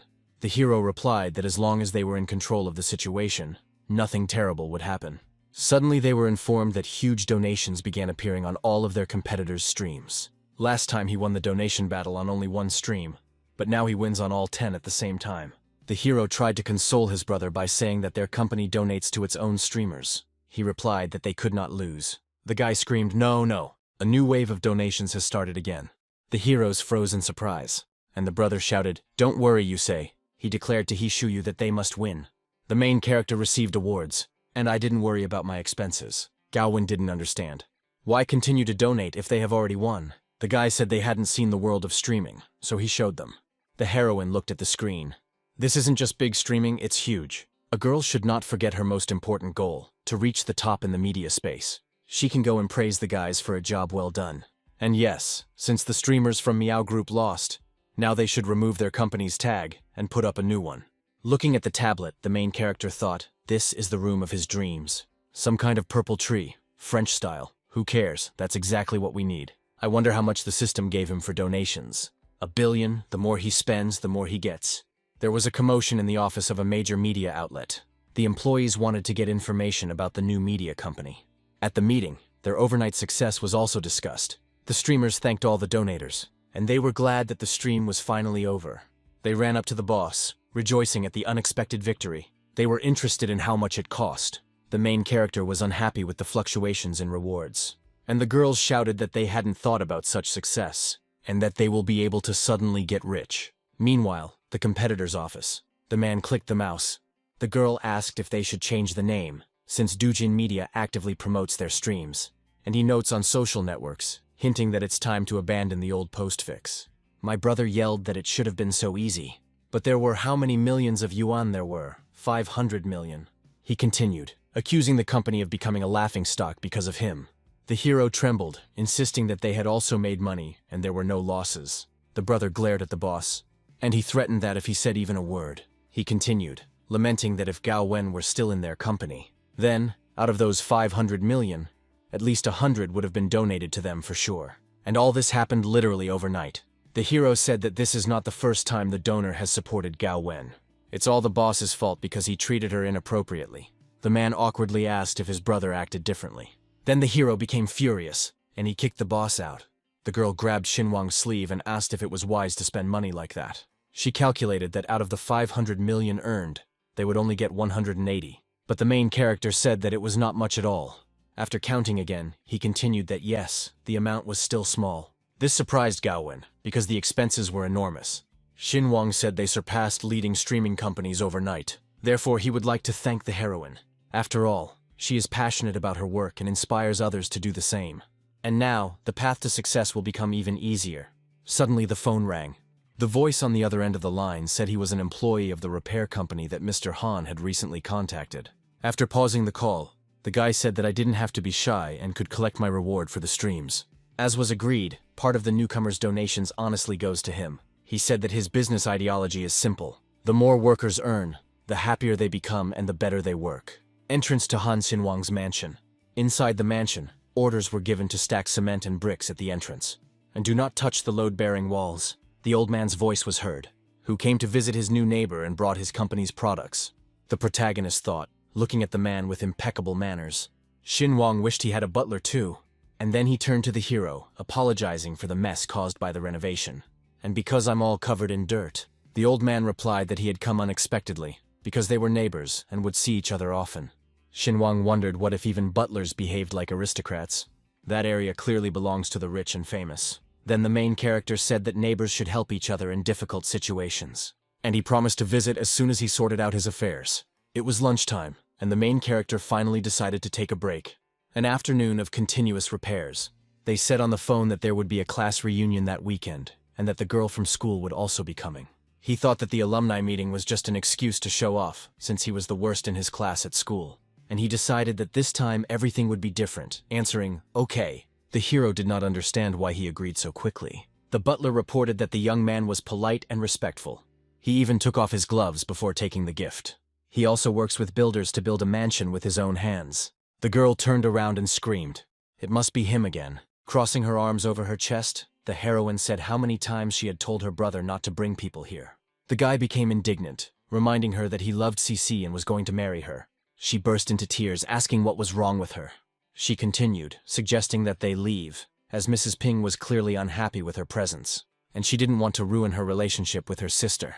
The guy hugged his bride and told her not to worry. Her sister had always been like this. He told his sister not to forget her grandfather's words. If she wanted to inherit, she needed to get married. And he added that she doesn't envy him because of she. The heroine turned around and said that she was only 20. It was too early to think about marriage. And unlike her brother, she was not chasing an inheritance. And she's not going to marry the first person she meets. The car was parked next to an expensive restaurant. Gawain said that she was on her way to see a client, to deliver the goods, and will pick them up in about an hour. The guy was pleased with himself. After all, he still has a good feeling about it. What will make a lot of money today? Classmates pointed at Han Xinwang, asking if he had arrived in such an expensive car, and they said that he couldn't earn that much. Then they discussed that his girlfriend was obviously a rich old woman. The protagonist asked her if she was jealous that he was dating a rich woman, or she simply can't find a rich suitor for herself. The girl immediately began to be indignant, but a few seconds later, they arrived at the building. "Honey, be careful," a voice was heard from the car. Everyone trembled when they saw the goddess ride up, with the gentleman from the Ping family who was recently shown on TV. A classmate said that Xinwang only came to the meeting because of Shi, and he teased him, asking if his rich girlfriend forbade him from communicating with other beauties. The Khan greeted the girl with a smile. She smiled and said hello in return. Then the guy turned around and said with a grin that his girlfriend was not strict, and allows you to greet others. Classmates continued to discuss Xinwang. Then the couple said goodbye. The heroine asked the guy to be careful. Classmates started throwing questions about when the wedding was, who her chosen one was, and how they managed to maintain such a relationship. Cece caught admiring glances and compliments. Then the heroes moved to the bar. They danced and screamed until the bottom. Only Xinwang sat at a distance from everyone. One of the heroes, unfortunately, was only able to acquire one floor opposite the city hall due to the crisis. They discussed the plot of land opposite the city hall, amazed at its cost, which was in the tens of millions. The girls discussed how one of them dreams of becoming a housewife after marriage, even though she doesn't understand it well. Then they started admiring the diamond on Shishi's hand. She just thought, let this bunch of poor people be jealous. The main character received a notification on his phone. Due to his many commitments, he forgot to donate the promised building to the hospital. His classmates glanced at him, noticing that he was silent and playing on his phone, assuming he's upset about Shishi's upcoming wedding. And so, one of the guys asked if Xinwang also received 5,000 a month. Or is it with overtime? The protagonist admitted that he really did work overtime. After all, the most important thing for him is that the world becomes a better place. Everyone started laughing, teasing Khan that he had gone completely crazy over the years of work. And he reasons like a child. It's better to go to a construction site, because even there you can earn more than 5,000 yuan. The heroes continued to tease Khan, assuring him that they were advising him to change jobs for his own good. Xinwang smiled, saying how kind of them. The hero said that he would leave the others to have fun, and he himself would go and supervise the construction crew. The classmate wondered where he was going. They haven't had time to mock him yet. The heroine stood in front of him and asked if he wanted to leave without paying the bill. She screamed that here you can't just open a bottle of first-class wine and leave. Maybe he will deceive them by leaving the conversation. Xinwang transferred 10,000 to them, asking if it was enough. His classmates started babbling, insisting that Khan had been saving up those 10,000 for ages, to show off and impress. The heroine appeared in front of him, saying that she would pay the bill for him. Khan chuckled, mentally saying how beautiful and kind she was. If he had not known her true nature, he would have been glad and grateful. He replied that he would refuse help. Shishi said that Xinwang's life is already difficult, but she is still worried about his character. To which the guy said that since they call her a goddess, she apparently really does imagine herself to be a deity. He also added that old classmates shouldn't wear masks, but it seems to have changed. Then he said he would pay for the food. Suddenly the man exclaimed that this was clearly out of their budget, since they were in a VIP lounge and the VIP client had to pay. The waiter was asked to call the chief. He answered awkwardly, okay. The classmate laughed. Now everyone will look at him as a laughing stock. A few minutes later, the manager arrived. The main character said that he wanted to get a VIP card. Everyone burst out laughing, claiming that Xin Wang was pretending to be rich. And how much will it cost to kick all the guests out of here? Will 10 million be enough for them? The manager's eyes widened. Walking into the hall, he repeated, yes, 10 million. And he doesn't need a VIP card, he just wants to eat in silence. The man thought about it, because it was clear from his clothes that the guy had no money. Approaching the guest, he said that such jokes were too much. In fact, the black bank card is considered the most expensive and unique, unlike the gold one. The classmate chuckled, noticing that the map was all scratched and looked damaged. And the girl said that if he wanted to show off his money, he should have bought at least a black card. Everyone started laughing, saying that the hero had things to do, and now he was showing off. It will be so funny when Xin Wang can't pay. The waitress stated that the payment had been successful. The manager shouted that. Nobody could believe it. The main character asked if he could eat normally. The man replied that everything was at his service. He said that it was time for the guests to leave the establishment. One of the heroes said that Han Xin Wang was behaving inappropriately, since they were all former classmates. The girl said that many of them, famous personalities in the city. The protagonist said that he is not afraid of making enemies. Xin Wang said that if any of his former classmates could pay more, he would leave. The heroine said that it would be better to simply go somewhere else. A guy came up to them and said 10 million and 1 yuan, and for him to get out of here. After all, there is no one more important to him than his girlfriend. The classmates immediately started babbling that Xin Wang doesn't have the strength to compete with the family of magnates. The protagonist thought he raised it by 1 yuan to make fun of him. And Ping family, it sounded familiar, as if he had heard it from the butler. He chuckled. Did he really have no more savings? The girl asked him not to say that, pretending to be kind. But this is a dispute only between him and his classmates. Xin Wang couldn't even imagine that some rich man would come and help him earn even more. And he added another 5 million. The manager couldn't believe his luck. He said he would add another yuan. The main character raised to 20. The guy raised again by 1. The girl realized that marrying the right man was the secret to success. At the same time, Han added 30 million yuan. Mr. Ping's classmates supported him. But Shishi noticed that something was wrong and didn't want to be humiliated. He was surprised at how much money was paid for food. He planned to beat Xin Wang. But there are so many millions, the hero doesn't print money. The waitress handed the gentleman a card. The manager began counting down from 3 to 1. And if there are no more counteroffers, then they have a winner.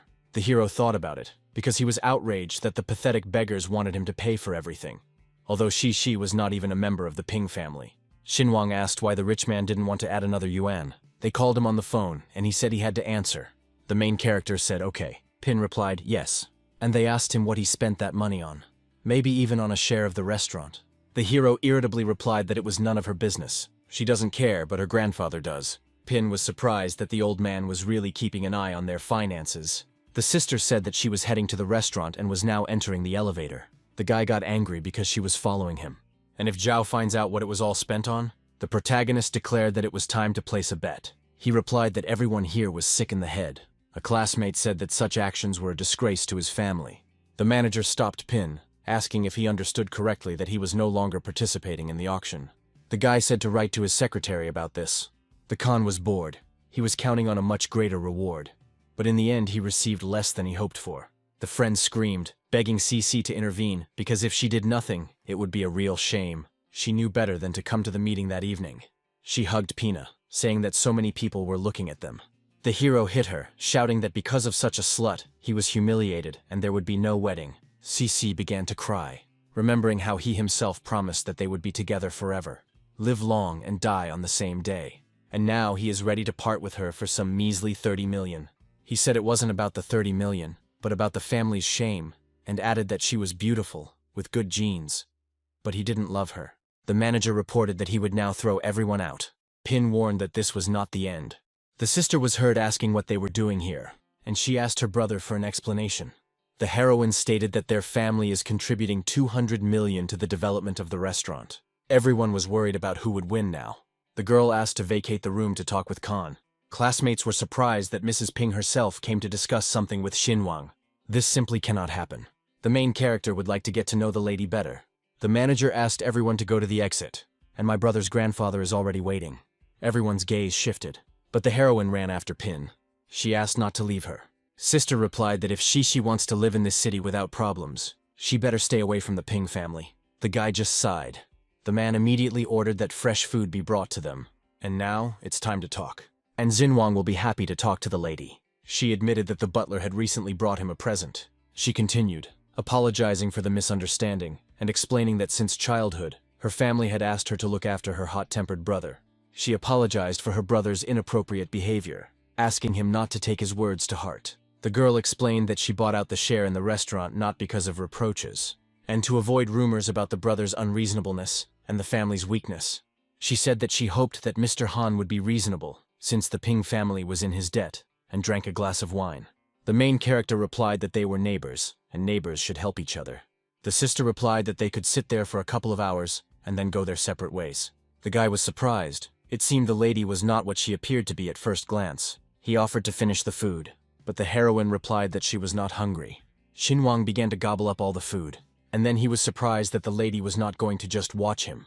She chuckled. Xinhuang has a good appetite. Something tells him that something strange is on the girl's mind, and he asked if there really wasn't the slightest topic for conversation. She was surprised, because this was their first meeting, and it was difficult to immediately find a topic for conversation.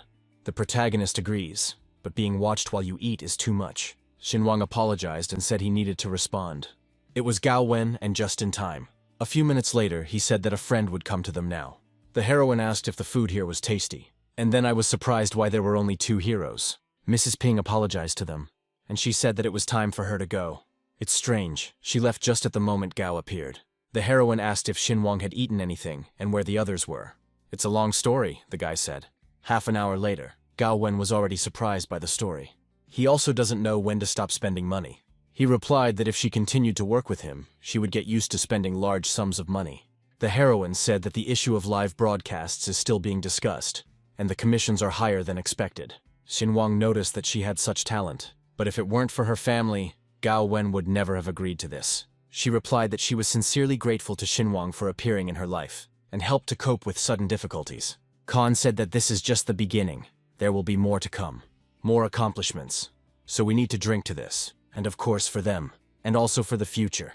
Xinhuang said that the food was worth finishing, because it was expensive. A tall, light-colored building. People passing by admired the expensive car. The girls stared at her with their mouths open. The guys were sad that they couldn't afford it. Suddenly the owner of this car got out of the car. The ladies squealed. Just look at this handsome man. Seeing Gao Wen, he said what a coincidence. And he offered to give her a ride. But the heroine said that she still had things to do. Jiang insisted, but the girl refused. He was outraged that he had tried so hard to be her first, and she had repaid him with betrayal. Why did he even buy such a car? At that moment, a scooter pulled up to them. Xinhuang asked if this was Gao Wen's friend. The girl introduced the hero as Jian Wenshin, her main donor during her time at Miao Group. The protagonist extended his hand, introducing himself as his colleague Gao Wen, and he offered the girl to go. Sitting down in the passenger seat, she said that it was time for her to go. The heroes drove away, leaving the guy behind. He couldn't believe it. It was just a moped. Zhang started to get angry, wondering what he should do with the car now. While his wife is on a business trip, he must have some fun, and he invited another girl to a restaurant. A long traffic jam formed on the road. The heroes quickly got through the traffic jam on a moped. Judging by the map, they are almost there. Xinhuang stated that they have crayfish on the menu. The heroes parked near the building. It looked pretty solid, and they have already brought food.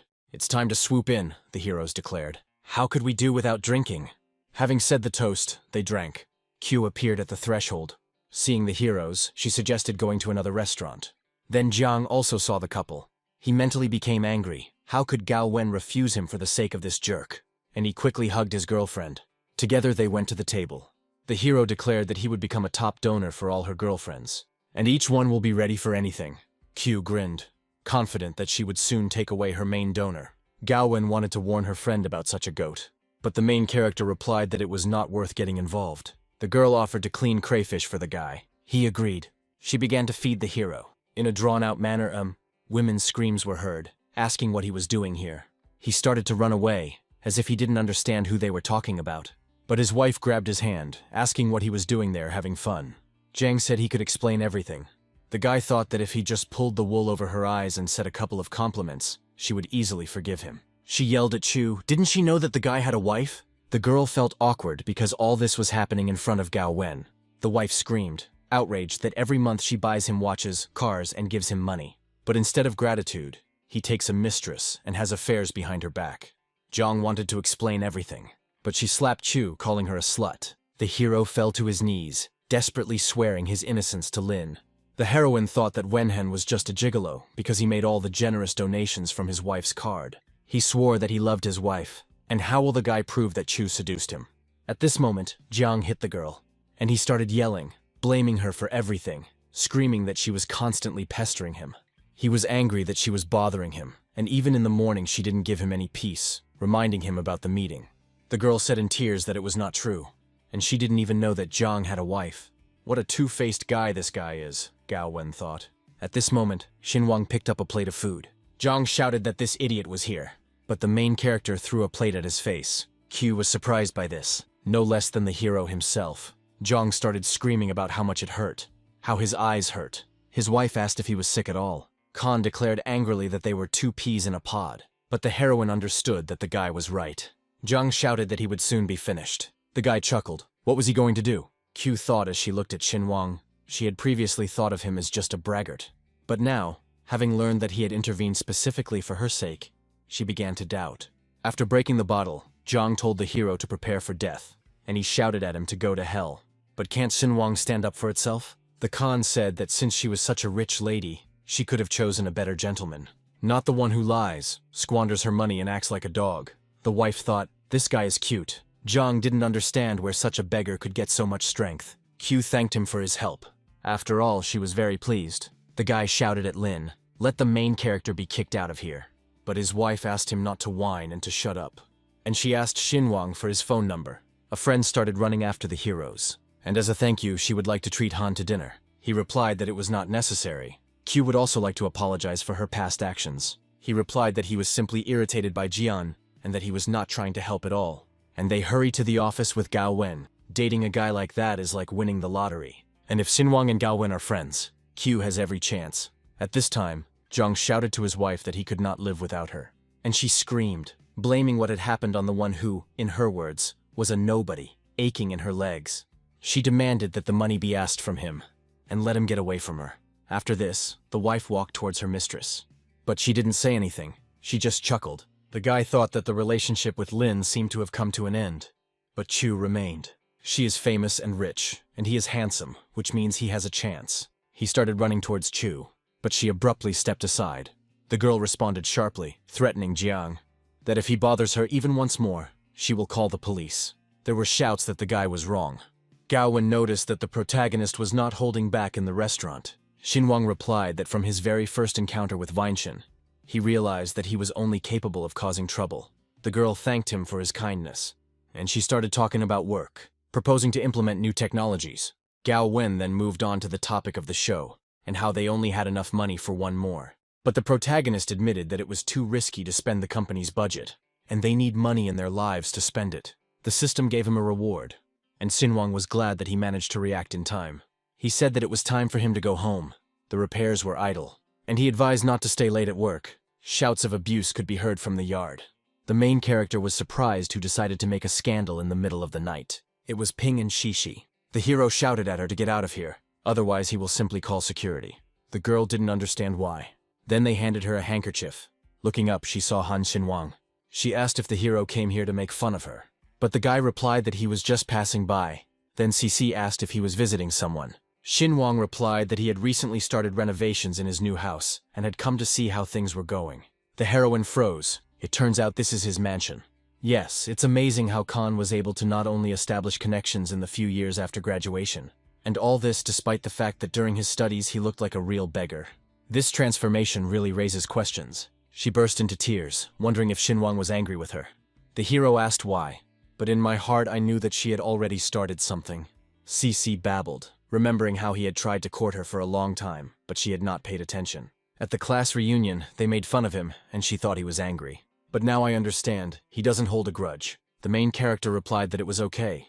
Xinhuang was rewarded again for changing himself. Hugging him, the heroine said that she still had a lot to tell and hoped he would listen. He shouted that he simply came up and gave her a handkerchief. And if she thinks that he still has feelings, she is wrong. Now the heroine is just a nobody to him. The heroine could not answer anything. And the guy thought, it would be better to come down from heaven to earth. She will become a simple girl. and not the one who considers herself better than others. The gate slammed shut behind Xinhuang. The door handle creaked open. Sisi appeared on the threshold of the dark apartment. She walked slowly around the room, and she lay down on the sofa. The phone rang. It was Lily with urgent news. She asked to get down to business. Then they exclaimed on the phone that CC doesn't represent. After all, that same subscriber from the streams made himself known again. And the amounts are simply enormous. And that same donator is Xinhuang. How did Lily even know it was him? She gave reasons, suggesting that Xinhuang was the son of rich people. But that's not the most important thing. After these words, Cece threw the phone on the floor. She said that Xinhuang had sincerely loved her for 4 years.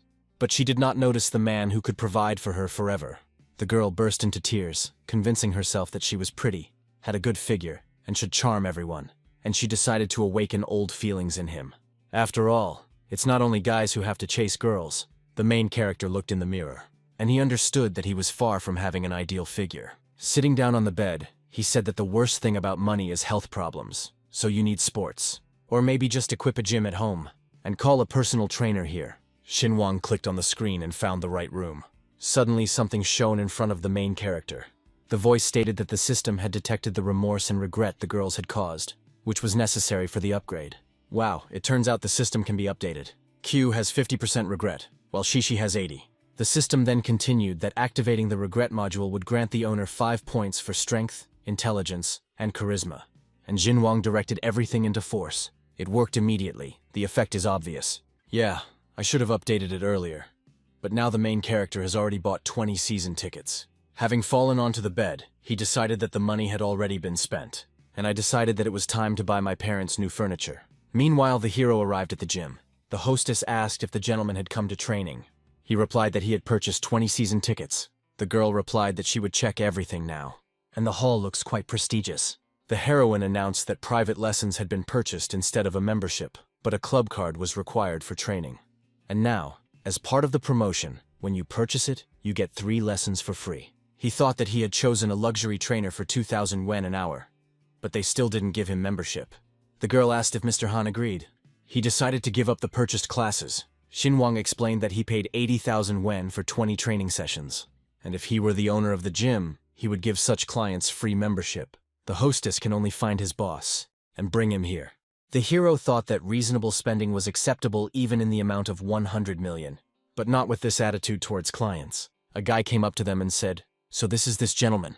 And then Han Xinhuang was surprised. The protagonist exclaimed, "Does Wang Tailan really own a gym?"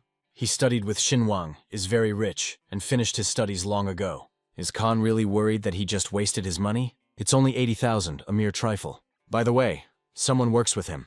They haven't seen each other for a long time. He shouted, "Beauty, come here." The heroine asked what happened, dear, and she was surprised to see Han Xinhuang. Ring, a list of characteristics has been added for Gao Yang. Gao Yang, 24 years old, regret level 0, and also height and weight. The main character grinned. A complete list. Everything you need. It turns out that in order to increase the level of regret, he needs to do something. During her school days, the girl asked not to give in to temptation.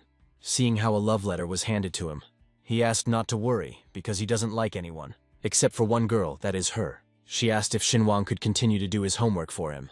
He thought she was in love, but it turned out to be a scam for idiots. He said he would accept the gift, but it wasn't very important to their relationship and people might get the wrong idea. She said that she would accept the gift since it had already been purchased, but this did not obligate her to anything, and the relationship would remain the same. We received a good gift, but it should not be overestimated, and others may misunderstand it. Gao Yang has a wealthy family, so spending money to get her attention is a bad idea. And Wai Tailan was one of the school bullies. If you think about it, although she has a rich family, money is never a bad thing, and Gao Yang is no exception. The girl asked what was wrong, if there was trouble. Khan decided to make Wai Tailan show his insignificance, and destroy her idea of cool muscleman. The muscleman grinned, because for office planktons, even a ride on the subway is already a workout. The protagonist said that such training is not enough, so he will buy a year's membership and continue if he likes it. The guy replied that if Han Xinhuang didn't have money, then there was no point in pretending to be rich and skimping on food, because without it, training was useless. The jock thought, because Xinhuang is still in love with Gao Yang, but she already belongs to someone else. The hero said that he had been caught, and since the truth was revealed, he asked for a small discount. He said that he and Gao Yang were old good friends, and friends should help each other. The coach replied that for the sake of his beloved, he would give her a 60% discount on membership. The main character said that he would definitely repay the debt, and he laughed at what happened. Meanwhile, the muscleman told Zhang Qi to train Han, while he himself went to work with Gao Yang. The girl thought that he had a pretty face, but he was too thin and had little muscle. The main character replied that he wouldn't be able to train today. He answered, as you say. They began to discuss that Xinhuang had come simply to save money. The guy thought that he should let them make fun of him behind his back, but he will have the last laugh. He walked up to the moped, and, putting on the helmet, he asked the system to show his characteristics. Han Xinhuang is 24 years old, a Scorpio, and 179 feet tall. The system said that the owner will not become too big. He didn't think the system could play such jokes. And then he asked to open the CC and Chu panel. His strength is 23. You need to add 17 to make him equal to the average person. He decided to choose CC. Maybe they will give you an additional bonus. The app told you to create the effect of invisible makeup, so that everyone would mistake it for natural beauty. Men won't be able to take their eyes off it. Everyone you meet will fall in love from the first second, and you will certainly become a beauty. Suddenly the phone rang. The girl thought that Xinhuang was reading her thoughts, and she wanted to call him. Regret increased by 1%. Han was surprised, and this was before Shishi answered the call. It looks like she'll jump into his arms herself. He thought that he fell in love with Cici only because she resembled Gao Yang, but due to the showdown in the system, he completely forgot about her. Xinhuang realized that all this time she had not loved him, and had not noticed his efforts. The heroine asked what Xinhuang had. The guy smiled because he wanted to check something. And she was delighted, thinking that he had fallen in love again, and wanted to invite her on a date. But the main character wanted to remind the girl to return the scarf. Shishi was confused about what he was talking about. Then the system prompted the owner to hang up quickly, and she gave him a reward of 666 wen, advising him to think about his behavior. The heroine didn't understand, because no one in life would ask for the scarf back. He was probably just too shy to ask her out on a date. Yes, I just decided to say something nonsensical instead of calling out. He always acted like this during his studies, so you should just forget about the conversation. CC blushed, or maybe it's some kind of fetish, and he wants her to bring him her bodily fluids. The girl thought that she shouldn't have thrown away the scarf. Maybe take a napkin, because he might not recognize it, and the heroine began to collect her bodily fluids. The heroine's regret increased again by 1%. Khan remembered an incident from school when one of his strange classmates asked him to bring Cici a towel. Having learned that she takes a bath and wipes absolutely any part of her body with it, the classmate jumped for joy and licked his lips like a dog. In the coffee shop, Xinhuang discussed how the system had begun to give out less money and more courtship tasks. So it's time to get into business and set up a stable income. An artifact from the Zhou dynasty has been put up for auction in the West. The guy decided to get down to serious business. At that moment, Cici's voice was heard behind the hero. She noticed Xinhuang keeping an eye on the auction item and thought he was really rich. Sitting down on a chair, she apologized for being a little late, and she handed the box to the main character. The guy said that his old feelings for Cici had not been revived and noticed her makeup and lip gloss. And also, why bring a scarf in such an expensive box? She started to get angry and her regret increased by 1%. The main character began to press harder with words.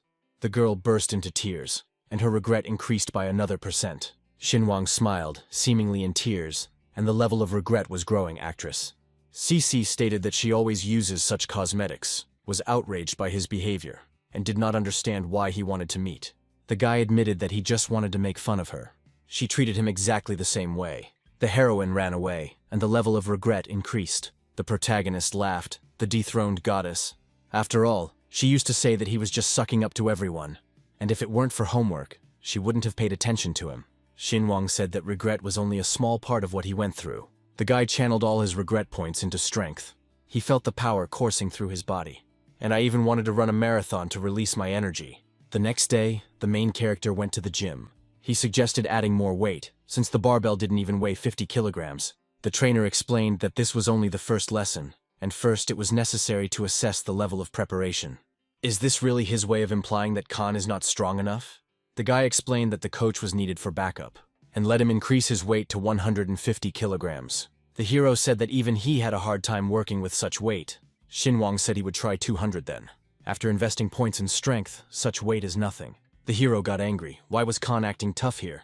The coach was indignant that he didn't even know what it meant to lift 200 kilograms. And he demanded that they sign an agreement waiving the gym's liability in the event of injury. The guy asked not to make a mountain out of a molehill, but the coach kept shouting that it was a big responsibility. In his mind, he was angry at people who come into the hall and pretend to be anyone, not understanding what they are dealing with. Voices were heard from behind. What was happening? The trainer explained that Khan had decided to lift 50 kilograms and manage 200, although the load should be increased gradually. The main character suggested making a bet. Khan suggested that if he succeeded, they would pay for his training and the club. And if not, he will buy 100 lessons. The trainer thought about it, because at first he had asked for a discount, but now he had suddenly decided to pay for 100 lessons. He said that he would pay for 100 lessons at once, and if he won, the money would be returned to the card. The girl didn't understand how skinny Xinwang was and decided to argue with the coach, and she suggested trying 100 kilograms first. But Khan asked if they were making a bet. The hero replied that so be it. But first, let him just try to lift the barbell from the racks. If he doesn't succeed, then he can forget about the bench press. The coach thought he was an idiot because he had no idea what it meant to lift such weights, and he promised to eat his own shit if he succeeded. The bar didn't even budge, he said. Maybe they should stop. Suddenly, the guy lifted the barbell. The coach's eyes nearly popped out of his head. The counting began. 1, 2, 3. The guy was glad that he didn't say anything about the shit out loud. The skinny guy bench pressed 200 kilograms in one go, surprising the girl more than Talon. The hero put the barbell back in place, and since he succeeded, let them return the money. It is waiting to be sent to the card. There was a call from Chu. As if he were a mind reader, you can't keep a lady waiting. The heroine was surprised. Did he really manage to get himself a girlfriend? At least she was pretty. The heroes arrived at the restaurant. He looked very respectable. Q thanked Xinwang with a smile for the invitation, glad that they could sit together peacefully despite the past. The heroine didn't understand whether he was pretending to be disinterested in order to look cool. Last time he said that he didn't need her, but now he invited her to a restaurant. Meow Group lost more than half of its major donors, and streamers' income fell to 1/10. The main character asked if everything was really that bad. Q admitted that streamers are forced to terminate contracts and pay penalties. After all, popularity is short-lived, and you need to earn it within a couple of years. When the girl thanked him, Xinwang understood that it was all because of money. But with such greedy girls, it's easy to get by. Following a simple plan, the main character said that he had a request. She beamed, saying that she was ready for anything. He continued by noting that there were fewer streamers on Doujin Media than expected. The hero wanted her to, but their conversation was interrupted by a phone call. The guy picked up the phone, and Chiu said that urgent matters had come up and they would talk about everything later. The girl thought for a moment, deciding that he probably considered her the ideal candidate. And I'm ready to take you into my company. Q's regret increased by 5%. The main character was proud of himself. The girl's thoughts continued. John Linkson paid 2 million yuan to terminate the contract. But she is more experienced and smarter, which means Xinwang will definitely choose her. She was worried, because if she had established a relationship with him earlier, she would already be working at Douyin Media. Now she compares herself to the unknown Zhan Qingqin, even though she is younger than Gao Wen and believes in her chances. The girls started whispering. She came, quieter. Q didn't understand what was going on. The brother abruptly opened the door, shouting for her to go into the office. And he started yelling, accusing her of seducing a major donor. And now he's angry, refusing to donate, and threatening to file a complaint. The girl explained that she became a victim of the situation, because she was asked to seduce the donor. The man shouted that he didn't care what anyone else said. He needed results, and although he wouldn't make her pay for the damages, fines for violations in the contract will be doubled, since she still won't be able to cover the full amount. The heroine noticed a strange movement in the corridor. They explained to her that many people were leaving their jobs. She also added that streamers almost immediately switched to Doujin Media because they pay well there, not just pennies. They added that one had already earned enough to buy a house downtown, because Doujin Media's director is generous and respects his employees. Clutching the phone, Chu was angry. Did she really have to go to the bottom with this company? She was determined not to miss the chance. Even with doubled fines, she could still pay the penalty. She understood that Sylvan appreciated her talents. But it seemed he just wanted to lure her into his company. She had already managed to forget that he had become a businessman and wanted to spite Meow Group. But she decided that it was even beneficial to her, and she would tell him everything herself. A week later, Chu Xinyu heard that the vacancies at Doujin Media had closed. The director said that it was due to the influx of newcomers. Recruitment to the company is temporarily suspended. She gritted her teeth, because she had just paid the penalty. And the recruitment has already ended. The heroine's regret increased by 20%. The sun's rays illuminated the White House.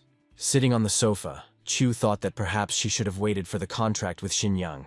Before leaving Meow Group, she was now left with nothing. Her brother told her that he was not going to let her go quietly. He threatened her with connections and promised to ruin her reputation if she went to competitors. Q cried out that she had paid the penalty. The man is very happy about this, but it will not allow you to go to competitors. The heroine didn't understand what to do. Gaowen reported that Chu Xinyu had called and wanted to meet, despite the fact that they didn't want to accept her before. The girl may not be very knowledgeable about business, but she would be a good employee. The main character said okay, and he will meet her in a cafe. Xinwang thought that ignoring Chu Xinyu for a few days was a good idea. Now she was like a different person. She began to babble that she had previously been arrogant and dreamed of being accepted, but now she understood her behavior. And Chu Xinyu quietly asked for a chance. She said that she was ready to work even for 10 to 20,000 a month. The guy said he wasn't putting her down. He'd seen her streams on Meow Group, but he won't be able to push it to the top of his company. And Xinwang accepted her anyway, explaining that there are no bribes at Dujin Media. He explained that there are streamer ranks within the company. The girl realized that she would show herself. And she agreed. The guy asked to call Gao Wen. As she thought about it, Chu Xinyu imagined how things might have turned out if she hadn't been so rude to Xinwang. On the way out, she said that she had behaved arrogantly, but realized her mistakes and thanked her for her help. The guy is glad that the heroine understood this. The girl's regret increased again by 5%. He regrets that people have to experience everything on their own skin in order to understand. The protagonist invested points into strength again. Now he's mega strong. And now it's time to show off Gao Yang, and to Wai Tailan what Xinwang is capable of. The main character came into the hall and realized how excited he was. After all, now it will be decided who will envy whom. The guy decided to start his workout with cardio. Cao Yang wondered if she was imagining things. That Xinwang became energetic, tall and muscular in a week. Tailan offered his candidacy for the coach. And he said he would do a cardio set, 50 minutes of jogging, and a strength block. Wai Tailan continued that Xinwang has strength. But without endurance, the path to strength training is closed. The protagonist admitted that he would try, although an hour-long run was new to him. Zadira thought that if Khan could lift 200 kilograms, it meant he had a lot of strength. But with endurance, everything is more complicated. Let him not show off in front of Gao Yang. He held the girl by the shoulders. The heroine suggested coming over and looking at Xinwang. The coach didn't understand what the hell this guy was up to. He kept running. Wai Tailan watched silently from the side. The girls began to babble, admiring the guy's figure, his muscles and the fact that he's been running for an hour. One girl gasped. After all, she saw the sweat running down his muscular chest. Then the coach turned to his girlfriend. Gao Yang admired Xinwang for running for an hour. He's so cool, she said. The girl's regret increased by 20%. The protagonist thought he was right. Gao Yang only values athleticism and strength in men. Tailan thought that Xinwang was obviously doing this on purpose, a show-off, because it was impossible to run for 50 minutes without getting tired. The coach said that after such a workout, it was worth taking a break. He said that he could only allocate 2 hours for training. That's why he asks for no breaks. Vi thought that since the client wants strict conditions, it's worth loading him up even more, because training is paid hourly. Pathetic brat, thought the coach. There was no such insolence in my school days. He admitted that he bribed the bandits to carry out an attack on Khan. Then he appeared and saved Xinwang. After which, Gao Yang fell in love with him. The protagonist asked if they continued to practice. Although, given Vi's reluctance to train him, perhaps Xinwang will go alone. The coach realized that the guy had come to show off to Gao Yang, and noticed that he hadn't been training his legs at all. Then Tailan stated that a special program had been prepared for Khan from the first day. And since the legs are the foundation of the body, they will also need to be trained. It's time for them to hit the gym. He laughed, anticipating making Khan look weak. And again he will appear stronger in the eyes of Gao Yang. Time passed. The coach became more and more surprised. And the main character said that he had been training for a long time. But his legs were not tense at all. And he suggested adding weight. Gao Yang's regret increased by 30%. The girl ran after Xinwang. The hero wondered where she was, and she asked Khan if he would come to training tomorrow. The words echoed in Tailan's head.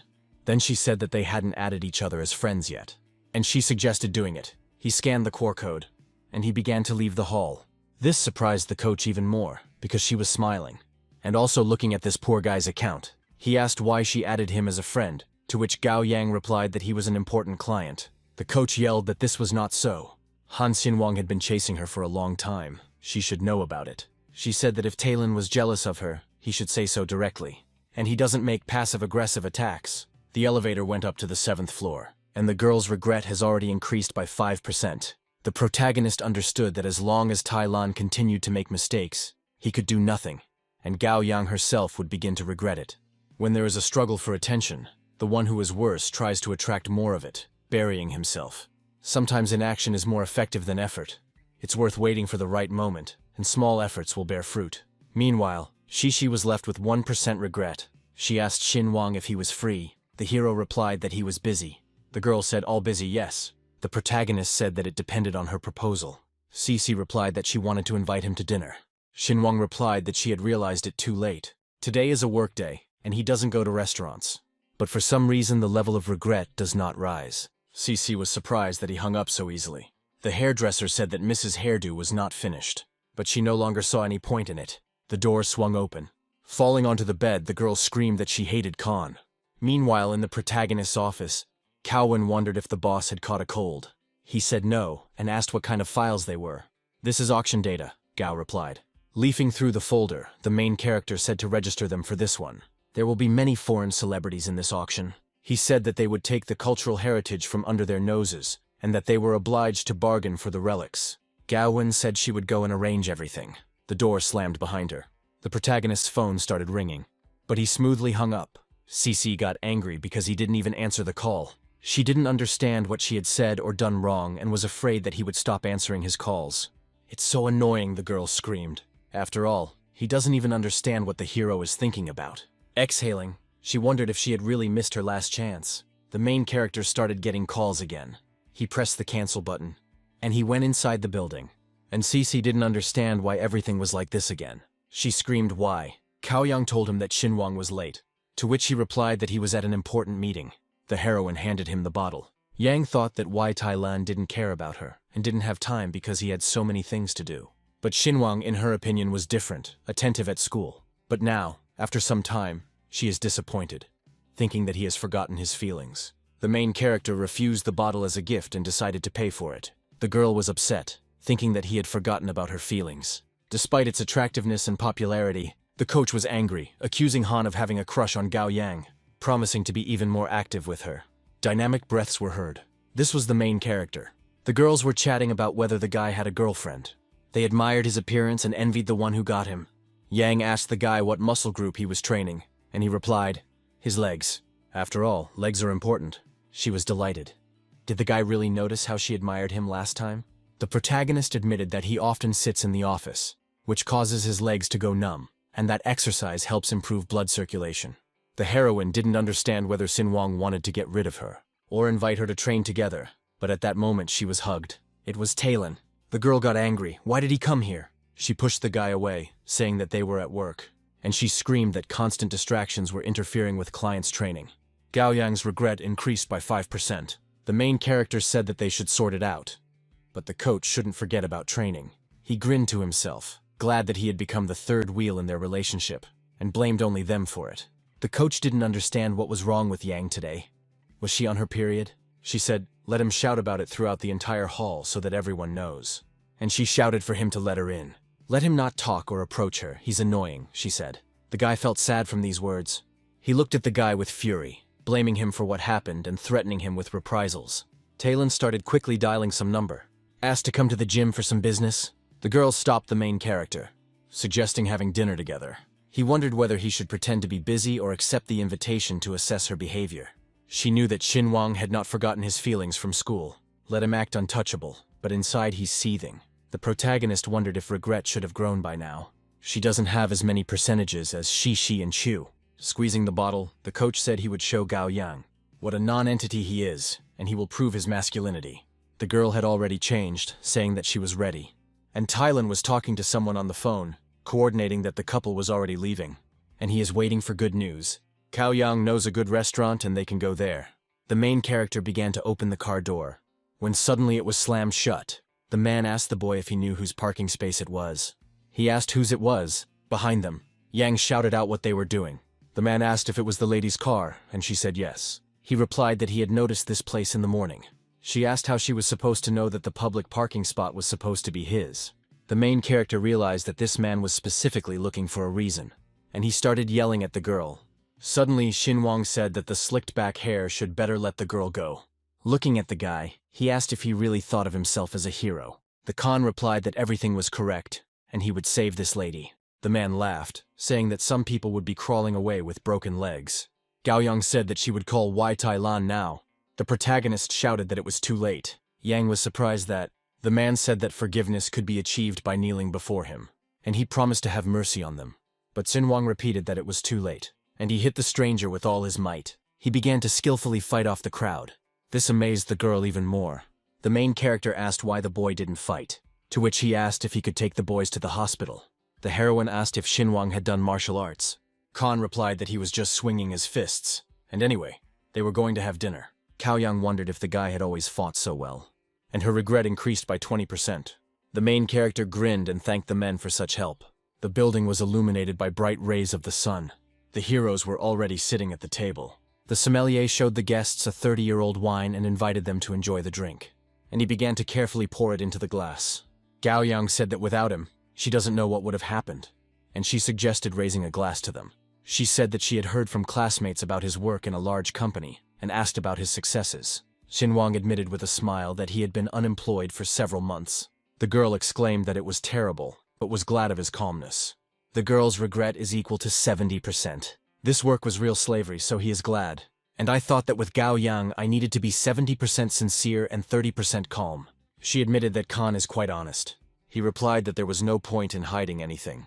Gao Yang's regret increased by 5%. Xinhuang admitted that the years he spent in love with her were the best years of his youth, and now he will test his charm skills. She didn't understand what had changed the main character so much. We should look forward and not focus on the past. Therefore, Xinhuang wishes her and Tai Lan a happy marriage. She was indignant, stating that they were only dating and there was no talk of marriage. It seems Khan has said too much. The hero said that he needed to go to the restroom. Gao Yang received a call. Taking the phone, she saw Wai Tai Lan's contact. She became indignant, reminding him that she had already spoken about her intention to treat Xinhuang to something at a restaurant. The hero asked if everything was okay with the girl. Talon was indignant that the guys didn't stop Xinhuang. She asked if he was worried about her or afraid that she would leave him for another.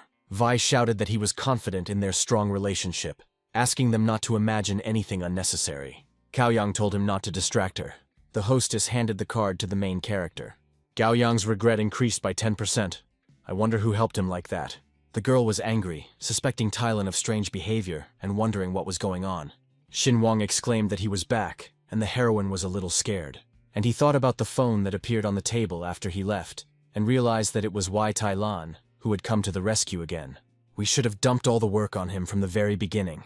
The boy said that at school they called her Yanyan, and asked if it was time for her to take a rest. Gao Yang's regret increased by 2%. He sees that the girl is not feeling well, and he offered to take her.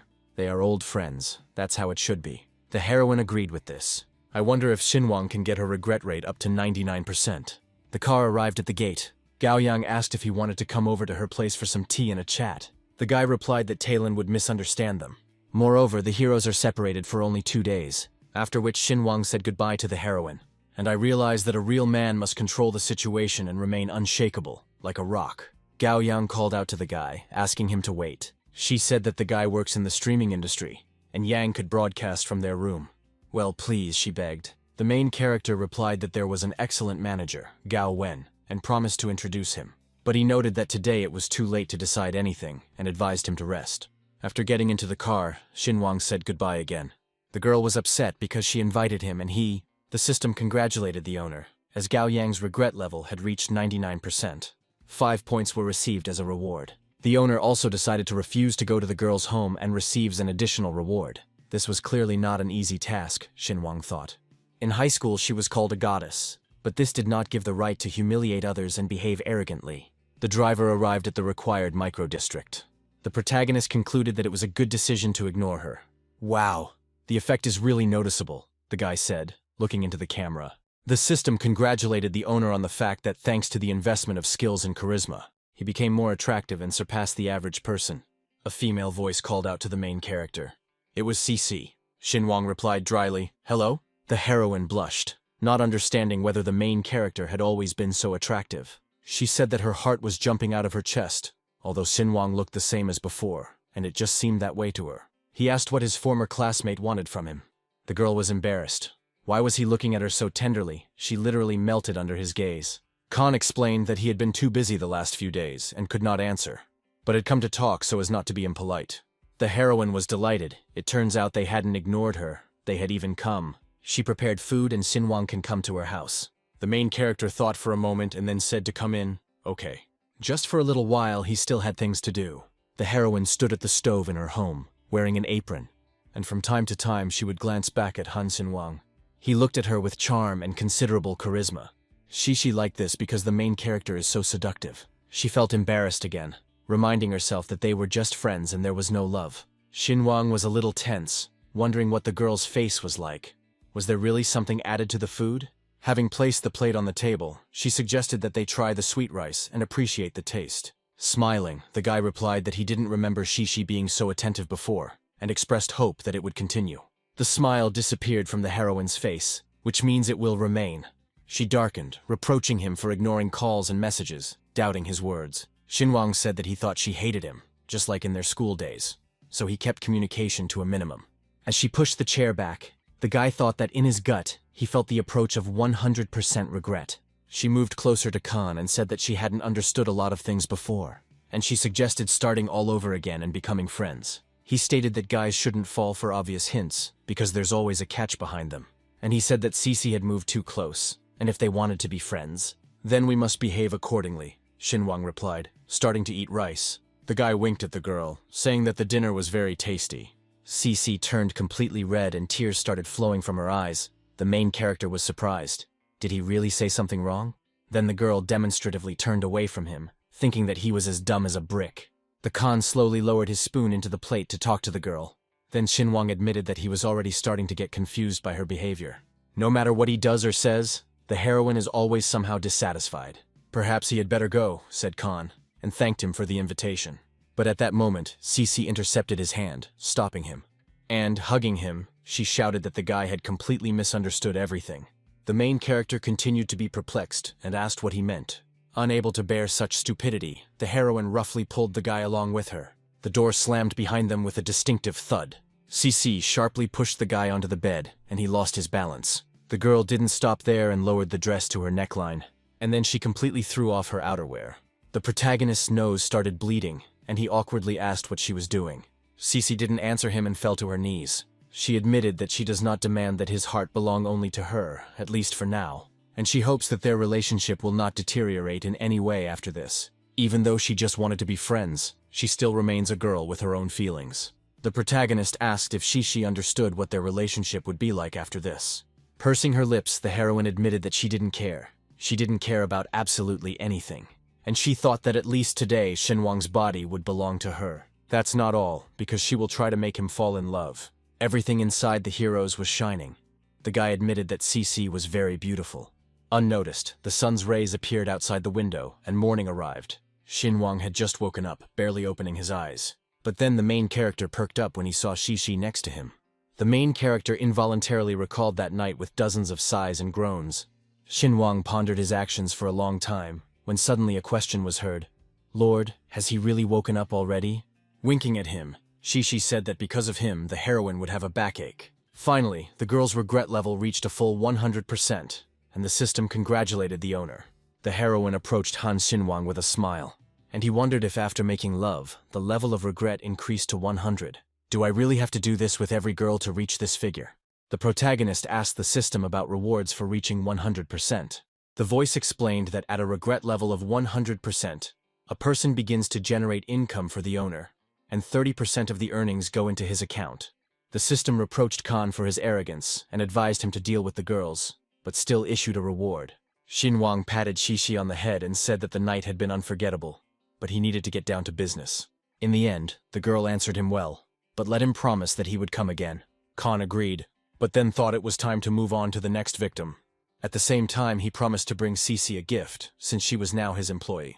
The main character entered the office and greeted the employees with a smile. But they screamed, saying that Li Shu's company wanted to stage a battle by sending out proposals to all the workers. Gao Wen sternly told Han not to distract him with trivial matters, promising to deal with the matter personally and conduct a broadcast. Looking at the red-haired girl, Xinhuang thought she had a high level of regret. Yes, that's right, the main character remembered with a sly smile. Approaching Gao, he told her that she should not participate, since she was now dealing with more important matters. He continued by proposing to appoint Chu Xinyu as the company's representative, and stated that they would determine the terms of the battle themselves. The hero thought that he would help her get a promotion in order to increase her regret, and the victory would still be to his advantage. The girl replied that she was at rank B, how could she? Xinhuang chuckled.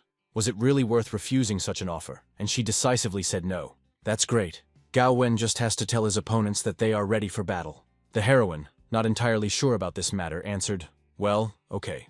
Modern glass skyscrapers rise against the bright sky, reflecting the sun and featuring smooth lines. Women's legs, wearing only a stocking and high-heeled shoes, confidently walked across the smooth floor, echoing. Then the heroine confidently opened the door in front of her, stopping. She reported that the competitors agreed, but they have conditions. The boss, who was looking out the window, replied, oh well. When he turned around, the system reported that Liang Chao's divine system of sycophancy and ingratiation had been activated. The man asked when the battle would take place, and coming closer, the heroine replied that it would be this evening. The boss promised that he would help her win and wash away her shame. She stated that if Gao Wen did not accept the offer to participate in the streamer battle, her company would collapse, and that accepting it would lead to inevitable disgrace. The man blushed and thought that winning the streamer battle would bring success and allow him to get Gao Wen and Chu Xinyu. Grabbing her hand, the boss asked what reward he would receive for their victory. Sitting almost on the table, the heroine asked them to stop because everyone was looking at them. He replied that Li Shui's company belonged to both of them, which meant that the others should keep their mouths shut. Liang Chao assured that the girl was only his, and let the whole world know about it. In his mind, he admitted that the system had chosen her as its first target, and without sycophancy he wouldn't have seen mountains of money. The boss burst out laughing because no one could keep up with him. The voice reported that in Li Shui there was also a man with a system, and ordered that the impudent man be made to regret it. Xinhuang was even surprised that another system had appeared that decided that he was bored. Looking out the window, he thought that the system was throwing up strange tasks every day, and he didn't like it. The voice became angry, threatening a fine of 666 yuan and the reduction of all awards. And then the system added that he had been awarded a reward for his daring behavior. There was a loud knock on his office door. The guy answered. Come in. Q appeared at the threshold. She would like to talk to the master. After a positive answer, the girl slowly closed the door. Nervously, she said thank you very much for the opportunity to prove herself. The main character saw how difficult it was for the girl, so he asked without formalities. She then stated that this time she wanted to win on her own, without relying on anyone. He asked if she had ever thought about what would happen if Chu lost. And in my mind I was amazed at the girl's courage. She's a real careerist. When the system awarded the reward, the hero thought that she had gotten to work, which was also a good mood. And he decided that every girl is a walking money printing machine, and retirement is just around the corner. Q looked away because Xinhuang was smiling strangely, but he loomed over the heroine, asking what would happen if the girl lost. Looking up at the guy, Chu shouted that she would never lose. The protagonist said that this is confidence, but warned that he would personally sit on the stream and watch how the battle goes. The girl promised to bring only profit and not disgrace the honor of the company. Xinhuang added that this streamer battle is very important, and promised to raise the rank from B to S in case of victory. She stood up and thanked the boss for believing in her. Chu would not let her down. On a wide street of a modern city, cars and pedestrians move between high-rise buildings with advertising billboards. The boss, leaning back in his chair, saw a new notification from the system. He tapped the screen to open it. His target was Shi, and he then thought that all the system's latest tasks were related to Han Xinhuang. Having dialed the number, the man stated that the task, as usual, was to check on the person. The voice on the other end of the line said the price was the same as usual, 10,000 per person, but today there would be a discount. The boss replied that there were no discounts. He would even pay more, if only they would do everything quickly. They answered him that they understood, and the hero knew that efficiency was paramount. Xinhuang sang that this life is so enjoyable that you don't have to do anything. But the money will still continue to flow like a river. Look at the office we already have. The main character sneezed, remembering the superstition that when people sneeze, it means someone is discussing something. After receiving another reward, the hero smiled, because Cece works tirelessly for his wealth, not knowing that he comes from a village and his parents are far from rich. Then he received a call, and heard on the other end of the line an offer to have dinner together. He wanted to refuse, but he thought that she had done so much and continued to work for him. Therefore, he replied that he had been sitting at the office for too long, so dinner was quite appropriate. He asked the girl if she knew a luxury restaurant in the tower. The heroine smiled, answering that of course, and could meet him at 7. Meanwhile, a notification sound was heard in the competitor's office. It arrived to the boss, who was practically lying on the couch. The system reported that CC was heading to a restaurant for a meeting and needed to be intercepted at 6 o'clock in the evening. The famous restaurant was visible against the backdrop of the night city. The heroes were already sitting at the table, then Xinguang offered them a drink. 2 glasses of red wine clinked together in a celebratory toast against a soft backdrop of light. The protagonist slowly took sips of wine, and Shishi watched him. Putting down the glass, Khan assumed that the girl looked tired, apparently having worked a lot. She replied that Xinguang was very observant, because today she was inundated with offers from companies. Looking at her reflection, she did not understand how the hero noticed her fatigue, and whether this could be considered concern.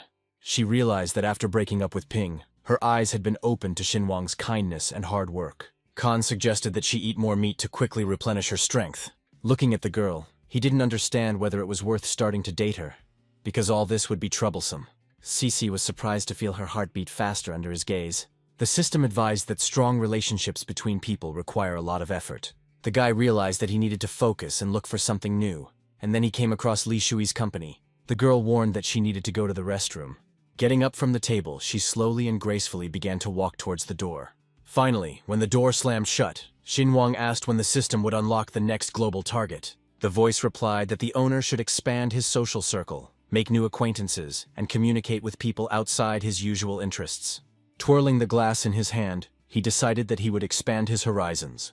And the upcoming auction is perfect for this. There's clearly a lot of interesting stuff there. The hand was placed under the stream of water, and cold drops slid down the skin. These were Shishi's hands. Looking at her reflection, she was adjusting her makeup. As she was leaving the restroom, the boss was walking towards the girl. And they, as if by accident, collided. His shoulder hit the heroine hard. Cici began to fall rapidly, gasping in surprise. But the man's hand, reacting quickly, grabbed the girl's waist. The man said he was so careless. "Is my lady okay?" Quickly pushing her boss away, she said that everything was fine. The hero asked if they had never seen each other before. Her face looked so familiar. CC looked away in disgust. Such a second-rate approach. No one meets people like that anymore. He thought it was a standard scenario. The beauty rejects the main character, acts coldly, but throws herself into his arms when he saves her. Then the boss indicated with his gaze to the man that it was now his turn. Step 1. Create a problematic situation, he thought as he walked away. They called out to CC, saying, "Hey beauty, why is she here all alone?" She was wondering who else had come there, and the man was already offering to exchange numbers. Frowning, she told him to get lost.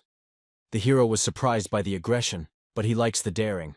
Clenching her hand into a fist, Shishi asked if his parents had taught him to show respect to girls. Then the hero grabbed her by the wrists and threatened that he would not let go. He continued to assure her that she would run away, but it would be better to spend the evening together, because he had a Porsche parked there that she would definitely like. Step 2. The appearance of a hero who will save the beauty from the clutches of the villain. The boss pushed the villain away, indignantly reminding him that Cici had asked him to let her go, or he hadn't understood the first time. Then the man shouted that his father was the chairman. How dare they behave like that? He replied that he didn't care, but in his mind he was amazed at such acting. Cici looked at him with disbelief, wondering why he first played a pickup artist and now a hero from a TV series. The boss turned to her and asked worriedly if that man had hurt her, and whether she should go to the hospital or the police station. And he smiled slyly, inviting her to hang on his neck, kiss him for saving her, and exchange contact information. The heroine raised an eyebrow and replied that a simple apology would be enough. The man started screaming, accusing him of pretending to be a hero and threatening to call someone to have him dealt with. The boss replied that he should be ashamed of himself for bullying the girl and stated that he was not afraid of his friends. Xinguang came to them and asked what had happened there. Then the heroine asked why he came here. Khan explained that she had been gone for a long time, and he thought that some trouble might have arisen.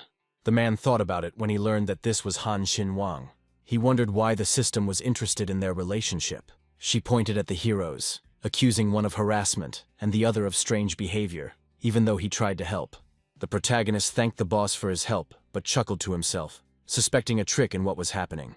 "It's his duty," the hero answered, and he himself realized that Cici was meeting with him, and what he should do now. But the reward for Shishi is huge, and although he lost today, this is just the beginning. Then Xinguang asked the villain when his brothers would arrive, because his girlfriend was tired and needed a hot meal. The girl, all blushing, looked at Khan, thinking how much he cared for her. For this to happen, she needs to be shown much more love. The hero realized that since Xinguang was here, pestering Shishi was pointless, and it was better to just leave. The boss said that since the lady was in good hands, he did not dare detain them, and he quietly ordered the man to get out of here too. I wonder if he really fell in love with Shi, even though it all looks like a pretense. Then the villain turned around, saying that everyone here was an asshole and there was no point in wasting time on them. The main character grinned and shouted, "Actor!" which angered the man, and he asked again what Khan had said. Shinwang repeated with a grin, asking what acting school he graduated from, since he plays the role perfectly. The man angrily asked if the guy was all right in the head. What roles? Shinwang continued asking how much the departed hero paid him. And Cece was surprised and asked if this was really an actor. The man started running away, shouting that he didn't have time to chat with crazy people and weaklings. But after the phrase that Shinwang would pay 10 times more, he immediately stopped.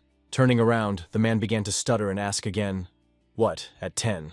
The guy replied with a smile that smart people look for ways to make money. But he clarified whether he had his eye on his woman.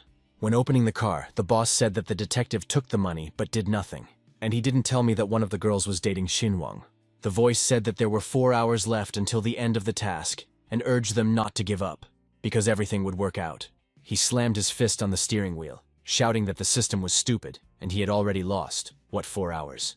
The man was puzzled as to how such a perfect plan could fail. He was angry, clenching his fist and shouting that the fine was nonsense, because he had money, which meant he would solve everything. He promised that Shinwang's company would be destroyed in the streaming industry. The heroes entered the house, barely able to stand on their feet. Slamming the door shut, Cece finally answered, and she pressed herself closer to Han Shinwang, kissing him passionately.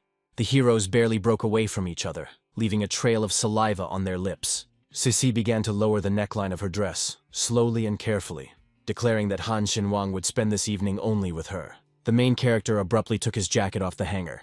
After putting it on Shishi, he asked what she was doing. The heroine admitted that she wanted to thank Shinwang for his help today. Stroking the girl on the head, he said that he had done almost nothing. Then he noticed that Cece was simply drunk, and had even taken off all her clothes in case she got sick. This did not stop the girl, and she began kissing the main character again. Shinwang could not restrain his impulses and kissed her back. But then I realized that the heroine simply took everything into her own hands. But it shouldn't be like this, because he's the one in charge here. But it's hard to refuse her, thought Han Shinwang. And anyway, what man could refuse something like that? It's funny. And when a girl behaves so boldly, it turns you on even more. The heroine offered to do everything herself, and Khan was not against it. At that moment, a bottle of champagne popped open. In the reflection of the window, the silhouettes of the heroes were visible, doing this on the sofa. And at that moment, their neighbors were celebrating some kind of holiday. It's morning and the action moves to Han Shinwang's office. Sitting at the monitor, Chu determined that she could handle it. Gaowen said that she had watched all of Li Shui's streams in recent days, and was confident that Chu was better at everything, whether it was singing or dancing. And she continued that victory, and defeat are just experience. And the main thing is to try your best. So don't be nervous and just concentrate. Then Gaowen entered Han Shinwang's office with folders. He asked with a smile if the girl had ordered everything. She responded enthusiastically that everything was already prepared. Plane tickets, a 5-star hotel, and a company car rented for 2 days. After which Han called Gao Wen to the monitor, and he asked the heroine what she thought was best to do with her. And he continued, recalling how she had come up to him at the bar and asked to organize a streamer battle. Even then he realized that she was not an ordinary girl. Gao Wen replied that such a girl submits to money and power. She likes rich and powerful men who are capable of dominance. Shinwang thought about it, comparing himself to the soft and docile guy after his night with Shi. Everyone understood that he was far from decisive and dominant. The stream will start in 2 minutes, the heroes announced. Slowly inhaling and exhaling, Chu was already standing in front of the phone.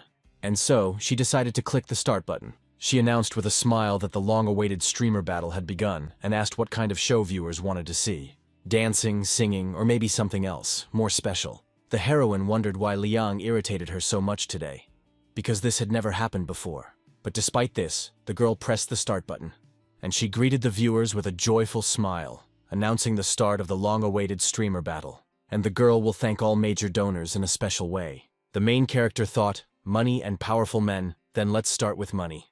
After which, Shinwang immediately began sending her 30 missiles. He decided to use this tactic first, and then we'll see. The streamer smiled, wondering if it was Liang, although no, it was a different nickname. Showing a heart, she said that she would perform her legendary dance especially for the top donor. Blushing, she was delighted that this could really be the same donor.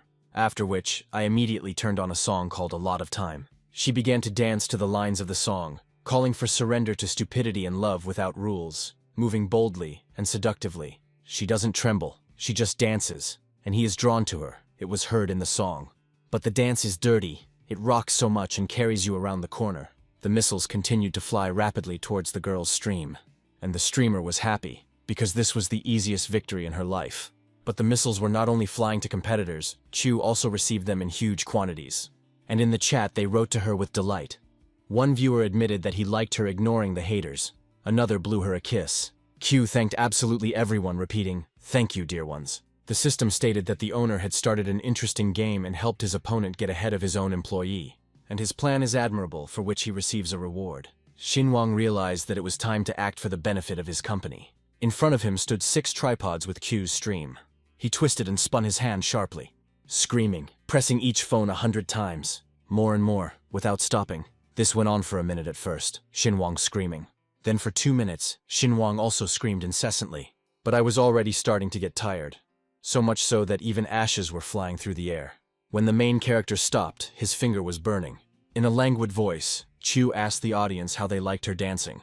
But the chat was shut down by rockets. Donation notifications filled the screen, and viewers began complaining that they couldn't see the messages or the dance. The main character was surprised. They don't even like it or what. Kyo became worried and asked what was going on in their chat. In the rivals' chat, viewers were taunting her and asking where her top donor was. The girl didn't know what to do, so she decided to write to him, but the message was deleted. The girl said that they should wait for her a little while. She was going to change into clothes more suitable for dancing. The heroine angrily walked down the corridor, not understanding what Liang was doing. Meanwhile, the man looked at the stream statistics. He muttered in surprise, could that guy really be that rich? It seemed incredible to him. The door to the office opened abruptly, and a girl stood on the threshold, who screamed that they were losing and what the gentleman thought of himself. She screamed, demanding that viewers send donations immediately, and overtake top donor Q Xinyu.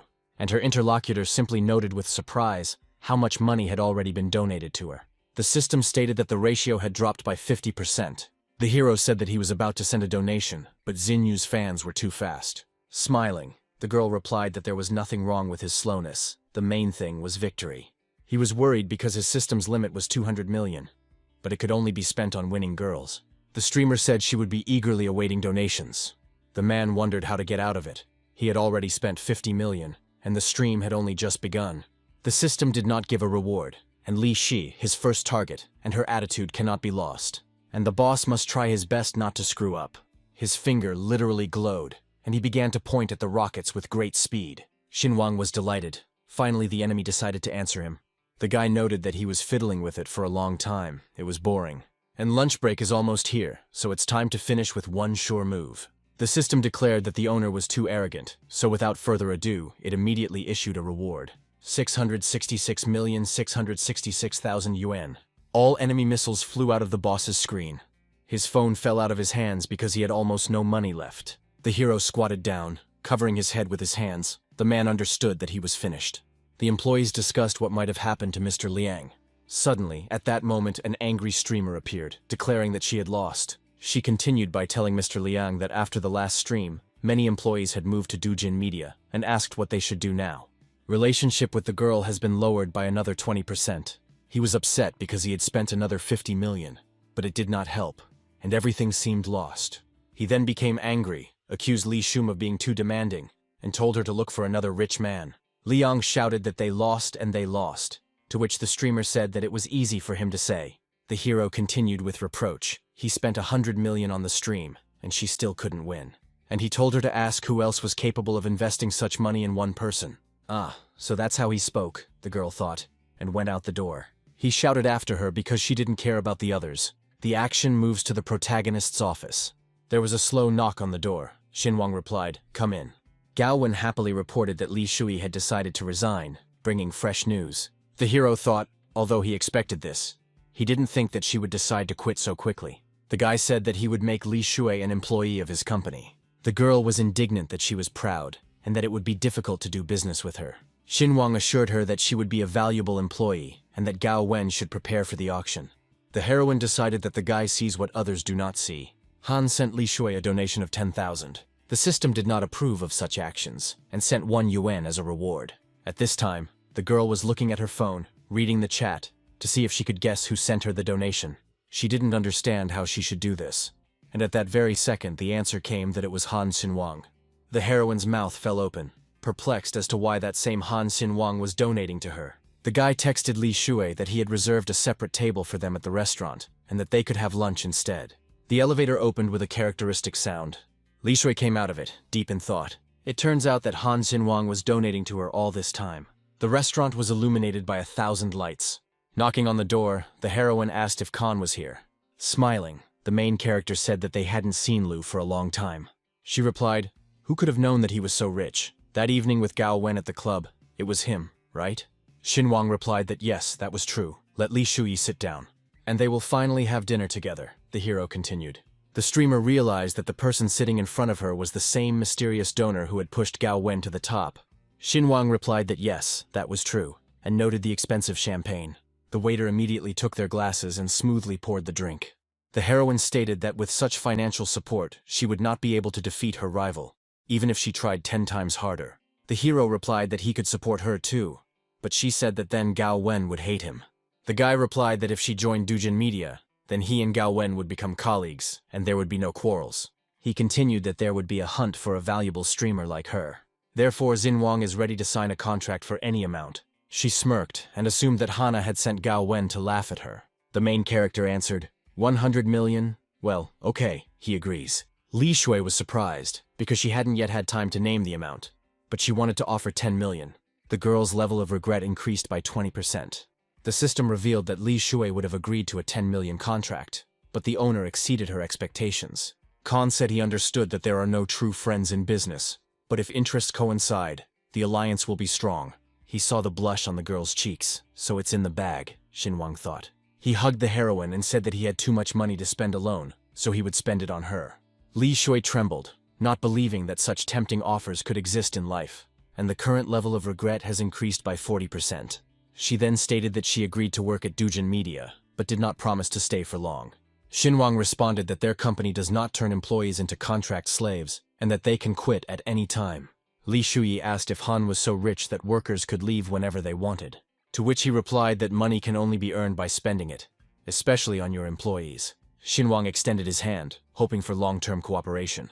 Li Shui extended her hand for a handshake, and he replied that the feeling was mutual. The guy smiled one evening, and so much progress in the relationship. There were screams coming from the office. Shi Yun didn't add him as a friend, and the relationship with Li Shui collapsed. The boss continued shouting. The system suggested that I needed to establish a relationship with Shi Yun as soon as possible. Otherwise the mission would fail. The man became even more angry because he was already trying his best. The voice continued that if the task was failed, 20% of the potential reward would be deducted from his account. He screamed at her not to touch his money and that the system had gone crazy. Rushing out of the office, Liang declared that these tasks would ruin him and rushed towards Shi Yun. The girl worked as a photo model, for which money trickled into the main character's account. One click of the lens and the system awarded 300 yuan. One new pose and Xinwang would get 300 yuan again. He thought that Cece's way of earning money was rather provocative, but it didn't bring in much money, and he should find her a better job. Gao Wen looked at the protagonist and didn't understand what he was thinking about. Xinwang replied about how to make more money. He wanted to have at least twice as much money as there was now. They discussed that the company would have to spend a lot of money to develop, but the more investment, the higher the profit. The secretary carried a bouquet, saying that some young man had asked her to give it to Mrs. Yun. With a smile, Shi asked if the young man had introduced himself, and then she replied that it didn't matter. She already knew who it was. The girl decided that Xinwang noticed her love for yellow roses, and even though he gave her the bouquet secretly, it was touching. She asked me to pack my things, because I decided to meet this young man. While the secretary was packing her things, the heroine had already gone out to the guy saying, "Darling." And then I wondered why Xinwang was wearing this suit. Was shorter, and had different hair. The boss turned to her with a smile, thinking that yellow roses were the best choice, and that was the start. The heroine froze, realizing that in front of her was not Xinwang at all, but some strange guy with an idiotic smile. She didn't want this stranger to come closer. The man approached Mrs. Yun and asked if she liked his gift of yellow roses. The heroine was very upset and asked if it was he who gave them to her. He replied that he had noticed her photos with yellow roses on social media, and decided that she liked them, so he gave them to her. But the relationship dropped by 20%. Liang was puzzled. What the hell? The heroine returned the gift, and he replied that it did not oblige her to anything, but that flowers simply suited her very well. CC asked what he wanted to talk about, and the interest rates kept falling. She then assumed that the boss had come to offer her a modeling job. The hero thought about it, because his proposal was simple and modest, and the relationship had no further hope of improving. But the level of relations constantly fell, no matter what he did. The girl replied that her boyfriend would not be delighted. So there is no need to get acquainted, and she will return to work. Liang decided that he shouldn't have been stingy with women, and should have realized earlier how important it was to spend enough money on them. The system stated that the current relationship level with Shi Yun was -75%, and if it dropped to -90, the quest would automatically fail. He fell to the floor, clutching his head, and screamed in despair that the wealth system only brought failure. The plane takes off into a clear sky above a modern airport, illuminated by the sun's rays. The boy and girl walked out of the airport and slowly moved forward. A luxurious car appeared in front of them, shining brightly. The driver holding the door said that he had to escort Ms. Gao Wen and Mr. Han Xinwang to the hotel, and then they will go to dinner in honor of the auction. In response, Xinwang only smiled. The car pulled up to the hotel, and the driver carefully opened the door. The driver informed Mr. Han that he would contact him half an hour before the event began. 4 people in an elegant setting stand at the stairs, greeting the heroes. One of them said that the gentleman and lady's luggage had already been delivered to their room. The elevator door slammed shut, and the 2 men began to discuss Zhang Li, calling him a traitor who is selling out cultural values. One of them said that Zhang Li could buy any lot if he liked the item. Anyone who tried to put a spoke in Zhang Li's wheel would end up with broken arms and legs. The elevator arrived and the 2 gossips walked away. Gaowen noticed that, judging from their conversation, that man would be difficult to deal with. Xinwang replied that he could not tolerate traitors and would buy any lot he wanted. The girl wondered if he was afraid that they would simply deal with him. Han replied that Zhang Li wouldn't dare approach him, since he hadn't just pumped up his stat points for nothing. And most importantly, the guy is confident that this time he will earn a lot of money. The man sat at a large monitor and watched the heroes. He slowly exhaled cigarette smoke, not taking his eyes off the screen. And he said that the guy was interesting, but he would hardly dare to compete with him. With one movement of his hand, Zhang Li called someone over. Behind his back, slowly and deliberately, a pair of female legs appeared. A girl in a red qipao with a fan and hairpins turned to the gentleman, but he asked if the girl knew what she had to do. She replied that the boy should be gently hinted not to interfere in the auction. He said it correctly, although he would have fought with him for some lot. And I would let these unfortunate people know who is in charge here. They spied on the heroes for a little while longer, and then the boss said to act. Gaowen said that she needed to change clothes and rest after the flight, but she asked to call her if anyone was going to go somewhere. The guy went into the toilet, and a girl was watching him behind a flower pot. She thought that the girl was just an assistant. And it's worth capturing the boy, she said, and moved forward. The heroine quickly climbed up the stairs, and grabbing onto the ropes, she made her way to the pipe. The girl decided to crawl through the ventilation first, and then she quickly grabbed the pipe, trying to climb into it. She did it all quite quickly, and now the spy was already inside. Finally, the spy crawled closer to the bars. Slowly removing one of them, she saw Xinwang pressing the flush button. The guy pressed the button again, harder. Water flowed out of the toilet, and Khan liked it. So the main character started pressing the button several times, after which all the water flowed into his face, with quite a strong pressure. He fell down, screaming that it all got right into his eyes. Xinwang was discussing how high-tech the toilet was, and the girl was listening. Now it splashed on his face. But what if it splashed somewhere else? Then you can wash yourself, he continued. The spy watched everything in shock, not understanding whether he had one convolution in his brain or what. The main character started to rip out the toilet paper, to wipe the water drops off your face. At this moment, the system announced that Murong Fanghua had been added to the regret section. Murong Fanghua, 26 years old, 170 centimeters tall, 58 kilograms in weight, regret level 0%. Xinwang raised an eyebrow in bewilderment. Where did this come from anyway? Looking back, he wondered why the system had added her and whether the organizers had set it up. The protagonist laughed wickedly, thinking it was so awkward. She thought he was crazy, that he was a pervert, and that he was trying to resist her master. The guy kept thinking that if the system added her to the regrets section, this means that the girl's impression of him was not the best. Suddenly, the main character disappeared from the heroine's sight. She put on special glasses for her vision, and I was very surprised by something. The surveillance moved to Xinwang's bedroom. The spy didn't understand why he was going to bed, since anyone else would have noticed the surveillance long ago. But Khan only took off his jacket and threw it on the bed. And then he crawled under the bed. Murong did not understand such actions, so I decided to focus my glasses. how the focus went straight to the protagonist's butt. The girl's mouth fell open, either in surprise or disgust. At this time, Xinhuang wondered if the system had chosen the girl remotely, since she was nowhere to be seen. And the spy thought that he was not the son of rich people, but just a lucky guy with money and a stupid expression on his face. Exhaling, she couldn't understand why she had to bother with such an idiot. Looking up, the heroine saw a mouse and realized that she was still in the ventilation. The mouse smiled slyly, looking at the spy. The heroine realized that this rodent was up to something, and with a quiet movement she calmed the animal. The mouse quickly ran away, and the heroine breathed a sigh of relief because she remained unnoticed. And she decided to seduce the boy, so that the matter would be in the bag. Morning came and the multi-story hotel began to wake up. The main character's room was constantly ringing. He replied that he was coming, but when he opened the door, he did not understand who was standing in front of him. The stranger introduced herself as a manager sent by the auction house to explain the rules and regulations. The system announced that a new character with a beautiful appearance had been discovered. Xinhuang thought the girl was nice and polite, but her negative opinion only made things more interesting. After all, everyone knows how this will end in the end. The main character asked if they should go to the office. The girl replied that no, and that they could do it in the room. Opening the door slightly, Khan agreed, as it would be much more convenient. The regret level dropped by 10%, and the system silently recorded the change. Murong thought about it, even though the guy seemed pathetic and stupid from the outside. But now that she saw him closer, Xinhuang was not even that bad. The hero offered her a seat and asked if she would like water, juice, or wine. The lady replied that no, and suggested having a little fun. A smile appeared on Xinhuang's face, and he thought, so that's how it is. Then he slumped on the girl's shoulder, saying that he felt dizzy.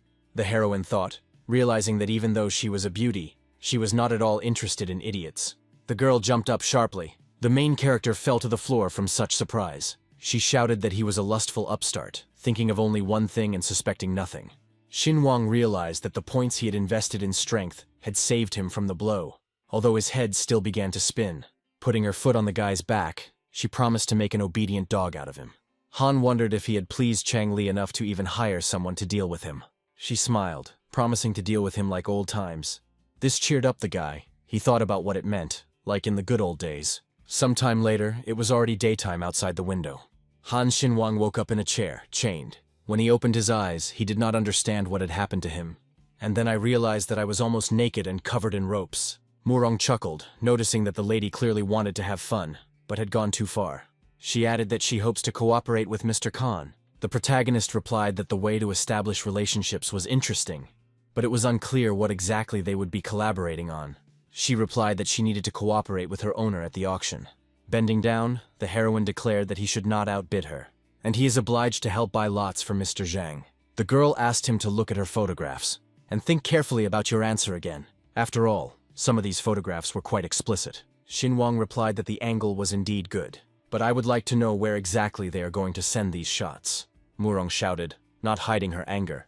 Isn't he afraid that because of these photos his reputation will suffer and he will go bankrupt?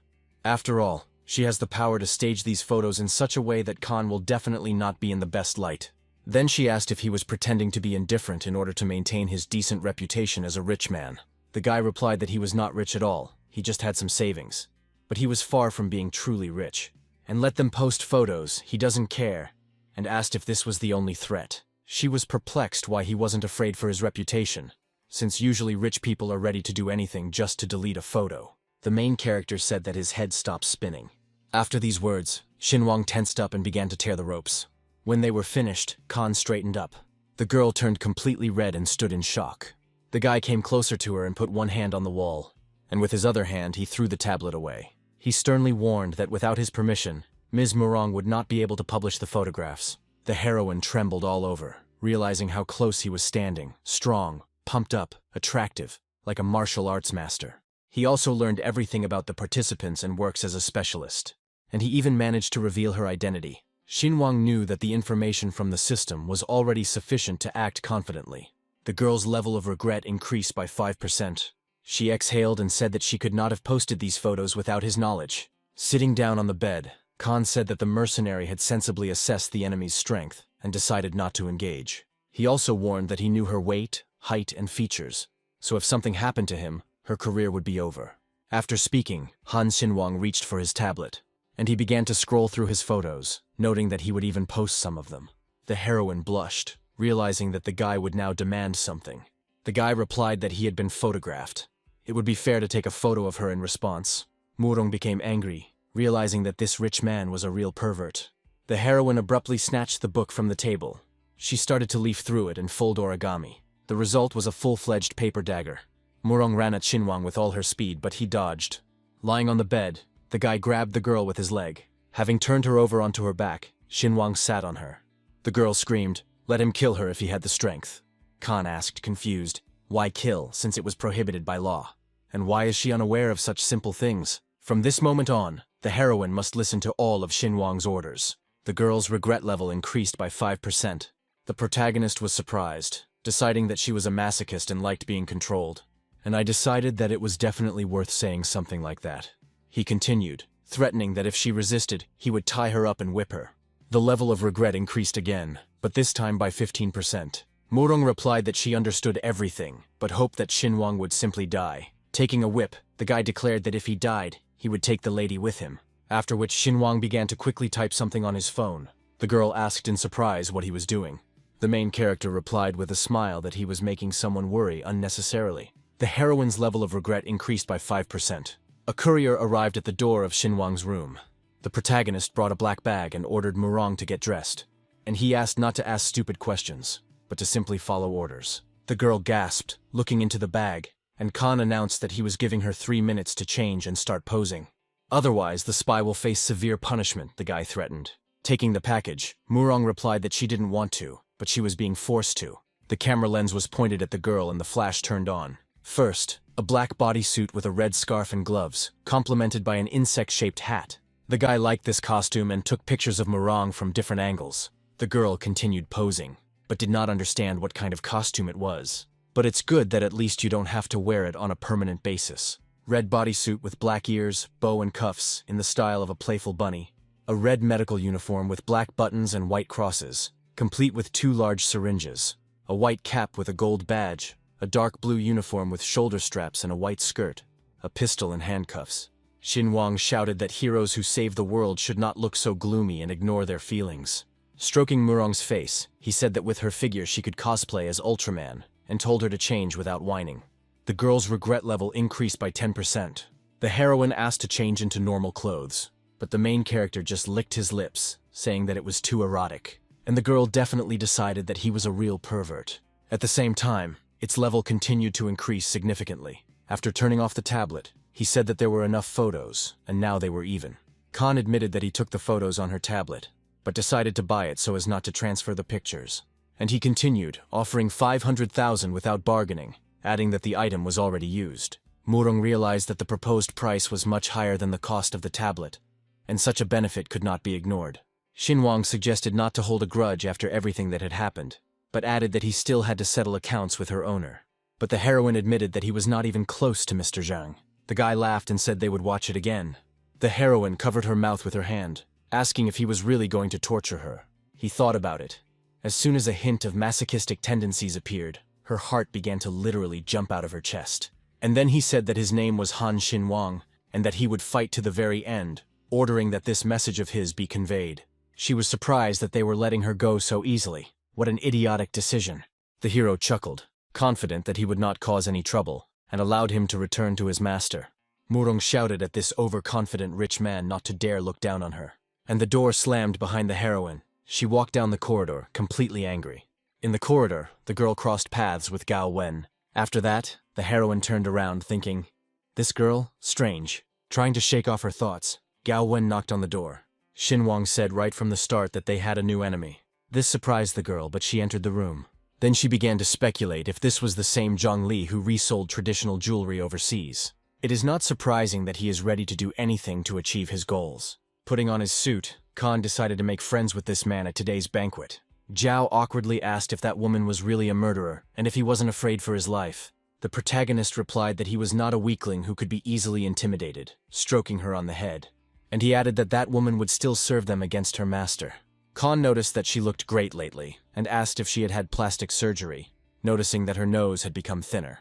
The system was indignant, declaring that the owner was already playing around too much, praised Gao Wen's beautiful nose and gave a reward, ordering him to pamper the girl. Turning sharply, the heroine ordered them to go, as the car was waiting for them. And he thought that he had always treated her like an older sister, and had not noticed her beauty, deciding to remember to raise her salary upon his return. At night, the majestic building glowed from within with a warm light, rising under the starry sky. 2 luxury cars, a Rolls-Royce and a Bentley, sped down the night road. One of the cars stopped, and the driver wished the heroes a good evening.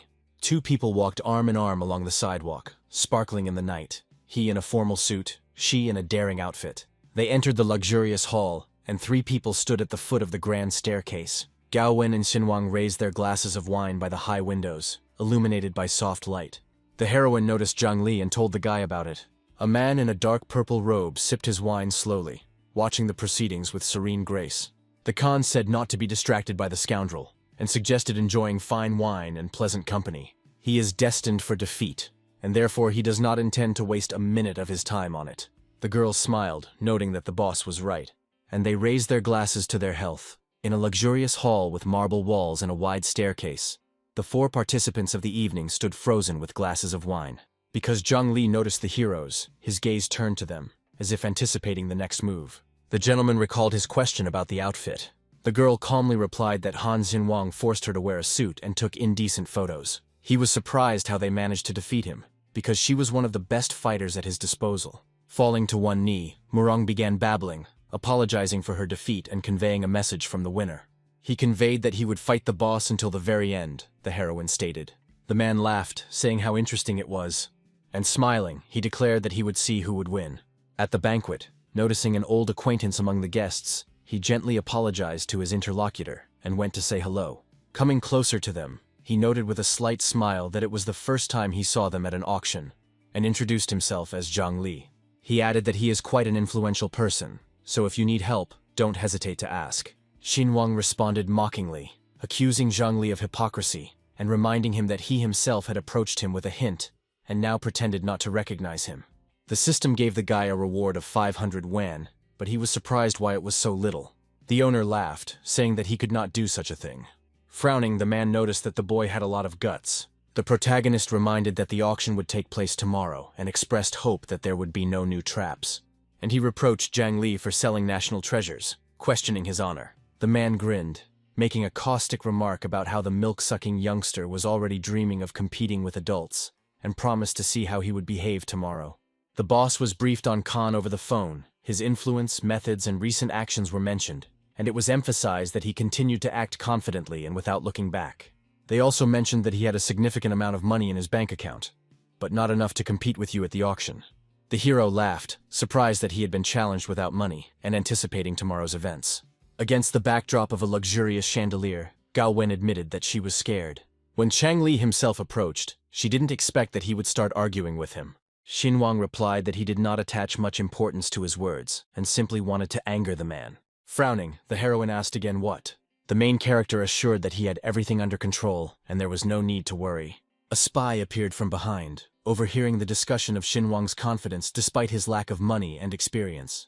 Her hand trembled as Murong clutched the wall. Blushing, she promised to take revenge on Khan when her boss wins. On the day of the auction, the events moved to a luxury high-rise building. Everyone surrounded the hero, hoping for cooperation and striving to obtain the tourmaline from Bactria. Murong said that Han Xinhuang had yelled at Mr. Zhang in front of everyone yesterday and blamed him, but she assured him that she would put something in his drink. But the boss replied that he would humiliate him in front of all the auction guests and show that Zhang Li easily gets what he wants. The protagonist chuckled, comparing his interlocutor to a politician throwing out slogans, and noted that it even looked cute. They were surprised where the boy came from. He laughed at the fact that he was accused of having problems with memory, vision, and hearing, although he was just passing by. He also asked if Ms. Murong had conveyed everything he had asked her to tell her boss. Dark with anger, she declared that Khan would lose today. The man stopped her, telling her not to pay attention to the provocations. Then he approached the guy and wished him a good time at the first auction. He asked him not to worry about it, because Xinhuang would definitely have fun. The presenter thanked everyone for participating in the wonderful homeland auction, and she announced that 60% of the proceeds would be donated to an international fund to help children. Of the participants sitting in the hall, Edward from country A, Ekaterina from the country R. Also here was Basha from the country of R, Yuda Fujita from the country of Ya. They also announced that the most important and honorable participant was Mr. Zhang Li, At the same time, there are also newcomers in their hall, the presenter continued. The auction house welcomes Han Xinwang. The guests began to whisper among themselves, discussing the surname Han, and recalling that it belonged to a young gentleman from a noble family in Shanghai. But at the same time, they doubted whether anyone else with that surname could have participated in the auction. The lights went out, and the girl announced that after the introduction of the participants, the auction was officially open.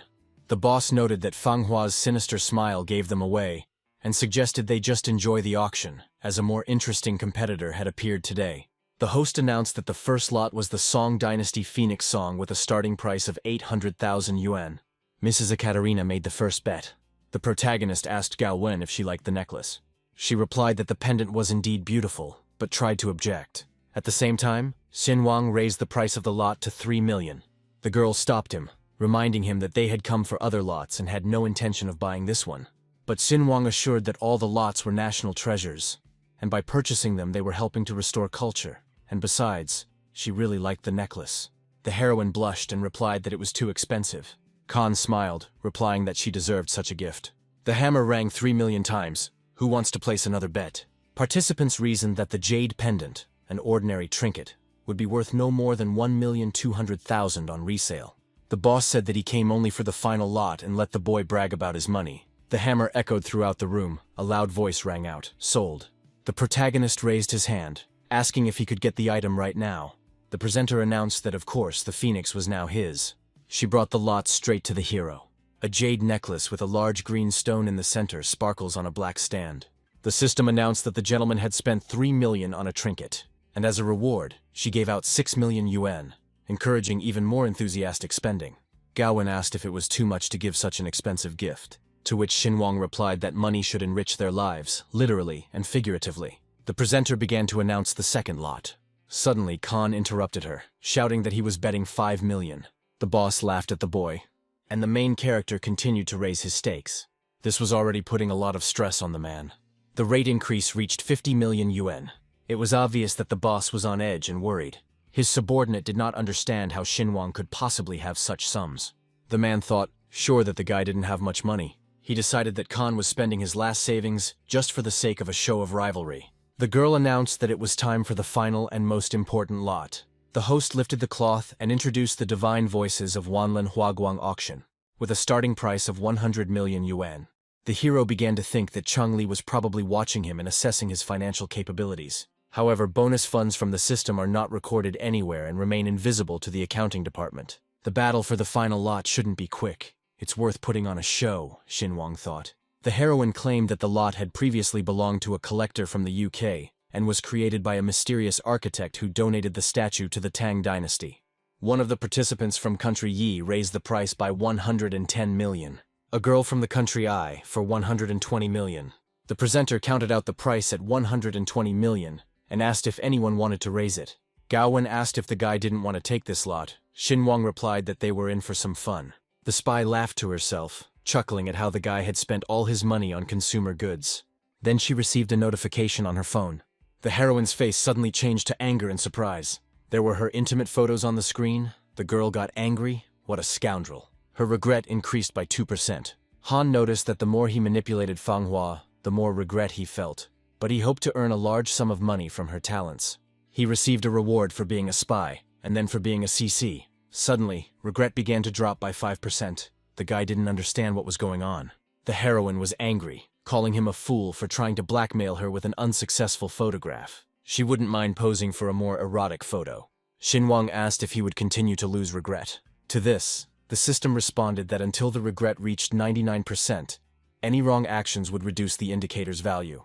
Regret rose and fell, and the hero wondered what was going on in the girl's head because of one photograph. The presenter banged the gavel, calling on the participants to compete for the lot worth 120 million. The boss chuckled, calling Xinyan a soft show-off, and initially decided to give up the lot to Footsuit, but then remembered that he wanted to demonstrate his full strength. The man raised the price of the lot to 130 million yuan. After this act, Khan immediately raised the price to 140. The boss turned around, and the protagonist mentally addressed the older participant, provocatively offering to raise the bet since he came here for fun. The system announced that the owner was astonishingly proud today, awarded him 1 million yuan, and urged him to continue in the same spirit. The heroine screamed 140 million times. She continued the bidding, announcing 140 million and expressing surprise at the lack of new bidders. The old man thought that it was all his fault if he hadn't fallen into that lady's trap then. Having exhaled, he finally made up his mind and said, "Come what may." And he raised the price of the lot to 150 million. The main character chuckled and said, "Oh, what a twist." The boss was angry because after the annoying boy, an old man from abroad also intervened in the fight. "The jokes are over," he declared. "Let the heroine put poison in Jinwang's drink." But Murong thought that she should have chosen a photo with her dress lifted up even more to make it work, and decided to remove the obstacle for the sake of her boss. She smiled, noting that his shibari technique was not bad, despite his bad taste. The man yelled, asking why the spy was smiling. The heroine replied that she was simply thinking about how best to carry out her boss's orders. "Does the boss really want to get rid of him?" she asked again. The man shouted, wondering if Murong had suddenly gone deaf. She was upset because the boss was furious and demanded murder, and she doubted whether it was worth doing. The presenter repeated the price of the lot, and immediately someone appeared who wanted to interrupt her. It was Han Xinwang. Even the boss was surprised by such a stunt. Where else could he get promoted? The guy asked why they were staring at him like that, since he was just waving a fan, and it suddenly became hot. The man got angry. This idiot clearly ran out of money. The girl started counting the price of the lot, and if there were no more proposals, she swung the gavel. The boss grinned, anticipating the moment when the lot would be in his hands, as expected, but the main character just laughed, and he raised the price of the lot, shouting out 300 million yuan. Zhang Li jumped up, not believing what he heard, and demanded to check his rival's bank accounts. The hero replied to Zhang that he should not care at all about the amount of money in his account, and he looked defiantly at the man. The opponent continued to shout that Xinwang was interfering with the auction, and that he might even be a fraud. The host shouted to Zhang that their auction house carefully screens each participant, but the boss didn't hear her and continued yelling at Khan that if he refused, he was clearly hiding something. The protagonist calmly said that before throwing around accusations, it would be better to place a bet to prove the availability of funds. The man was angry. How dare this scoundrel? No one had ever dared to provoke him like that before. They started arguing. One was rushing to make a decision. The other was insisting that even with a ransom of 300 million, he would still end up in the black. Suddenly, Zhang Li raised the price of the lot to 301 million. The girl looked closely at the participants and announced the current amount of this lot, but her gaze showed suspicion towards these participants. And it was not in vain as the man continued. He didn't give up and offered to test the impudent fellow, since he had already proven that he had money. Xinwang smiled and offered to bet on it. Will he be able to pay off the auction house? The man smiled, saying that such tricks did not work on him. The protagonist raised the bet to 400 million. These are the problems of a boss who is not going to argue. Zhang Li replied that it would be all right. The brat had talked him into it. In response to a question about the bet, the guy replied that the loser would grant the winner any wish. The boss was surprised that he spoke so calmly about money, and did not believe that he really had 300 million. Xinwang said everyone was trying their best to pretend. It's as if everything is under control, and he is amazed by such calm. The protagonist stood up and said that silence was a sign of consent. The hero narrowed his eyes, watching the brat. And then he said that he wanted to make sure that he really had 300 million. He asked if the presenter could scan the code and check the amount of money on his balance. The girl replied that she was hearing about this for the first time and needed to consult. Zhang Li burst out laughing and asked him if he wanted to publicly embarrass himself by scanning the code in front of everyone. To this the guy replied, "It's so sad. Not everyone is given the opportunity to use common sense." And he reminded that for every fish there is a bigger fish. The presenter was discussing something on the phone and said that she understood. She replied that the auction house's financial department had assured her of this. His funds will be handled properly and nothing will happen to them. In agreement, the protagonist closed his eyes, and holding out his mobile phone, he said that she could scan it. He applied the terminal to the code, and the heroes waited a bit. A few seconds later, it was announced that 300 million had been transferred. All participants in this auction rose from their seats, and the boss snatched the terminal from the girl's hands, shouting, "It's impossible!" He looked at the terminal, not believing that it actually displayed 300 million.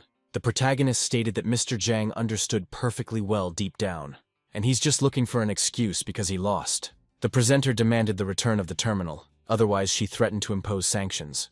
Zhang Li shouted out that he had ordered an investigation. His sources assured him that the guy couldn't possibly have that much money, and they were never wrong. The girl replied that 300 million had just been transferred to the auction house's account, and everyone had seen it with their own eyes. The man shouted that all this was too suspicious. He felt that there was a smell of conspiracy here. The presenter responded that Mr. Zhang had violated the auction procedure and reminded him that he had been forgiven for many things before.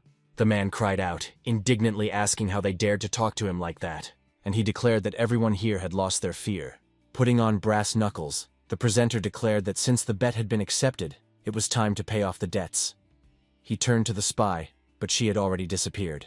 The girl approached the boss and coldly reminded him that she had close ties to his superiors. She smiled and noted that his connections were not at all that serious. Otherwise, he would have immediately found out who she was. It's surprising that no one told him about her. The participant jumped up, exclaiming that she had titanium brass knuckles and a white and blue dress with patterns. They leave no doubt that before them is the goddess of the auction house herself, Lu Jie. The boss was perplexed after all. Lu Jie herself said that she left the auction house. He suspected that everyone around him was conspiring against him. There was a characteristic sound of heels hitting the floor. The girl pointed her fist towards the boss, hitting him right in the face, so much so that the man jumped straight back to the wall. The presenter announced that they could now calmly continue the auction, and she announced to the security to throw Zhang Li out of here. Then the heroine calmly walked onto the stage. She picked up the gavel from the table and asked if anyone else wanted to place a bet. A deathly silence fell over the hall. The presenter hit the gavel and shouted, "Sold," and she congratulated Mr. Han Xinhuang on his purchase. The protagonist declared that this lot should be transferred to the National Treasure Museum on behalf of Han Xinhuang. The girl was surprised and asked the guy again if he was sure, and he answered yes. The system announced that the owner had been extravagant today, spending hundreds of millions, but had also given generously. It was touched by his actions. Xinhuang asked if there would be any rewards for this. The voice replied that it had completely forgotten because it was touched. And when the reward arrived, Khan realized that even the costs of the auction could not be covered. But he breathed a sigh of relief because he received a ton of positive emotions. The system noted with admiration that the owner was not at all concerned about the loss of hundreds of millions. What a generous soul. Gao Wen asked who the main character was talking to. He replied, "Yes, just like that." And he announced that it was time for them to return. The girl gave Xinhuang her hand in response to his invitation. And smiling, she answered, "Okay." The action moved to a luxurious house with many flowers. The main character entered a spacious bedroom, and he collapsed on the huge bed, still in his suit. Relaxing, he said he was finally back. Looking at his phone, he saw that Li Shui was currently feeling 60% regret. Reading the chat, he did not understand what the girl wanted from him. He read every line carefully, and he didn't understand why the girl didn't answer him. There were rapid knocks on the door. A maid came in to him with a tray in her hands. The guy asked the girl what she was doing there. The tray of milk fell quickly to the floor, and the heroine held a fan in front of her. Having sat on him, she shouted that it would not be possible to simply pack up her things and leave, and he ran away. Because of him, the boss fired the girl and she has nowhere to work. Xinhuang replied that yesterday she ran away so quickly that he didn't even have time to find her, so he decided to just return home. She said that he should look for a new job for her. Khan noted that she looked simply magnificent in her maid's outfit. The house was short of a maid, so she didn't need to change and could get straight to work. The girl's level of regret increased by 5%. The guy asked if she was really offended by this, since she should be kissing his feet for her behavior, that he was even willing to hire her. The level of regret has risen again. The hero said that he was giving 3 seconds to accept his offer. She hesitated, answering, "Okay." The guy said that she probably had little experience as a maid, so there would be an internship for 3 months. He will provide housing and food, but without salary. Xinhuang exclaimed that he was her master in life and would remain so after death. Whether he died or not, she would forever be his servant. Murong's regret level increased by 10%. The protagonist admitted with surprise that he had not expected how powerful such phrases could be. Smiling artificially, the girl offered the gentleman a glass of milk. The protagonist replied that she was doing a great job, and now let her go and do a full cleaning of the first floor since he was allergic to dust. She opened her mouth in indignation. Completely remove the first floor. Who does he take her for? Xinhuang took a slow sip of milk. He reminded her that they had agreed that she was his maid, which meant cleaning was part of her duties. Otherwise, she should look for a new job. The girl angrily snatched the glass of milk. Murong's regret level increased by 10%. He unexpectedly admitted that she was fierce and unapproachable in appearance. But it was with her that it was easiest to raise the level of regret. The protagonist returned to the topic of Li Shui again. For some reason, she still hasn't answered. Is this some kind of new emotional swing technique or something?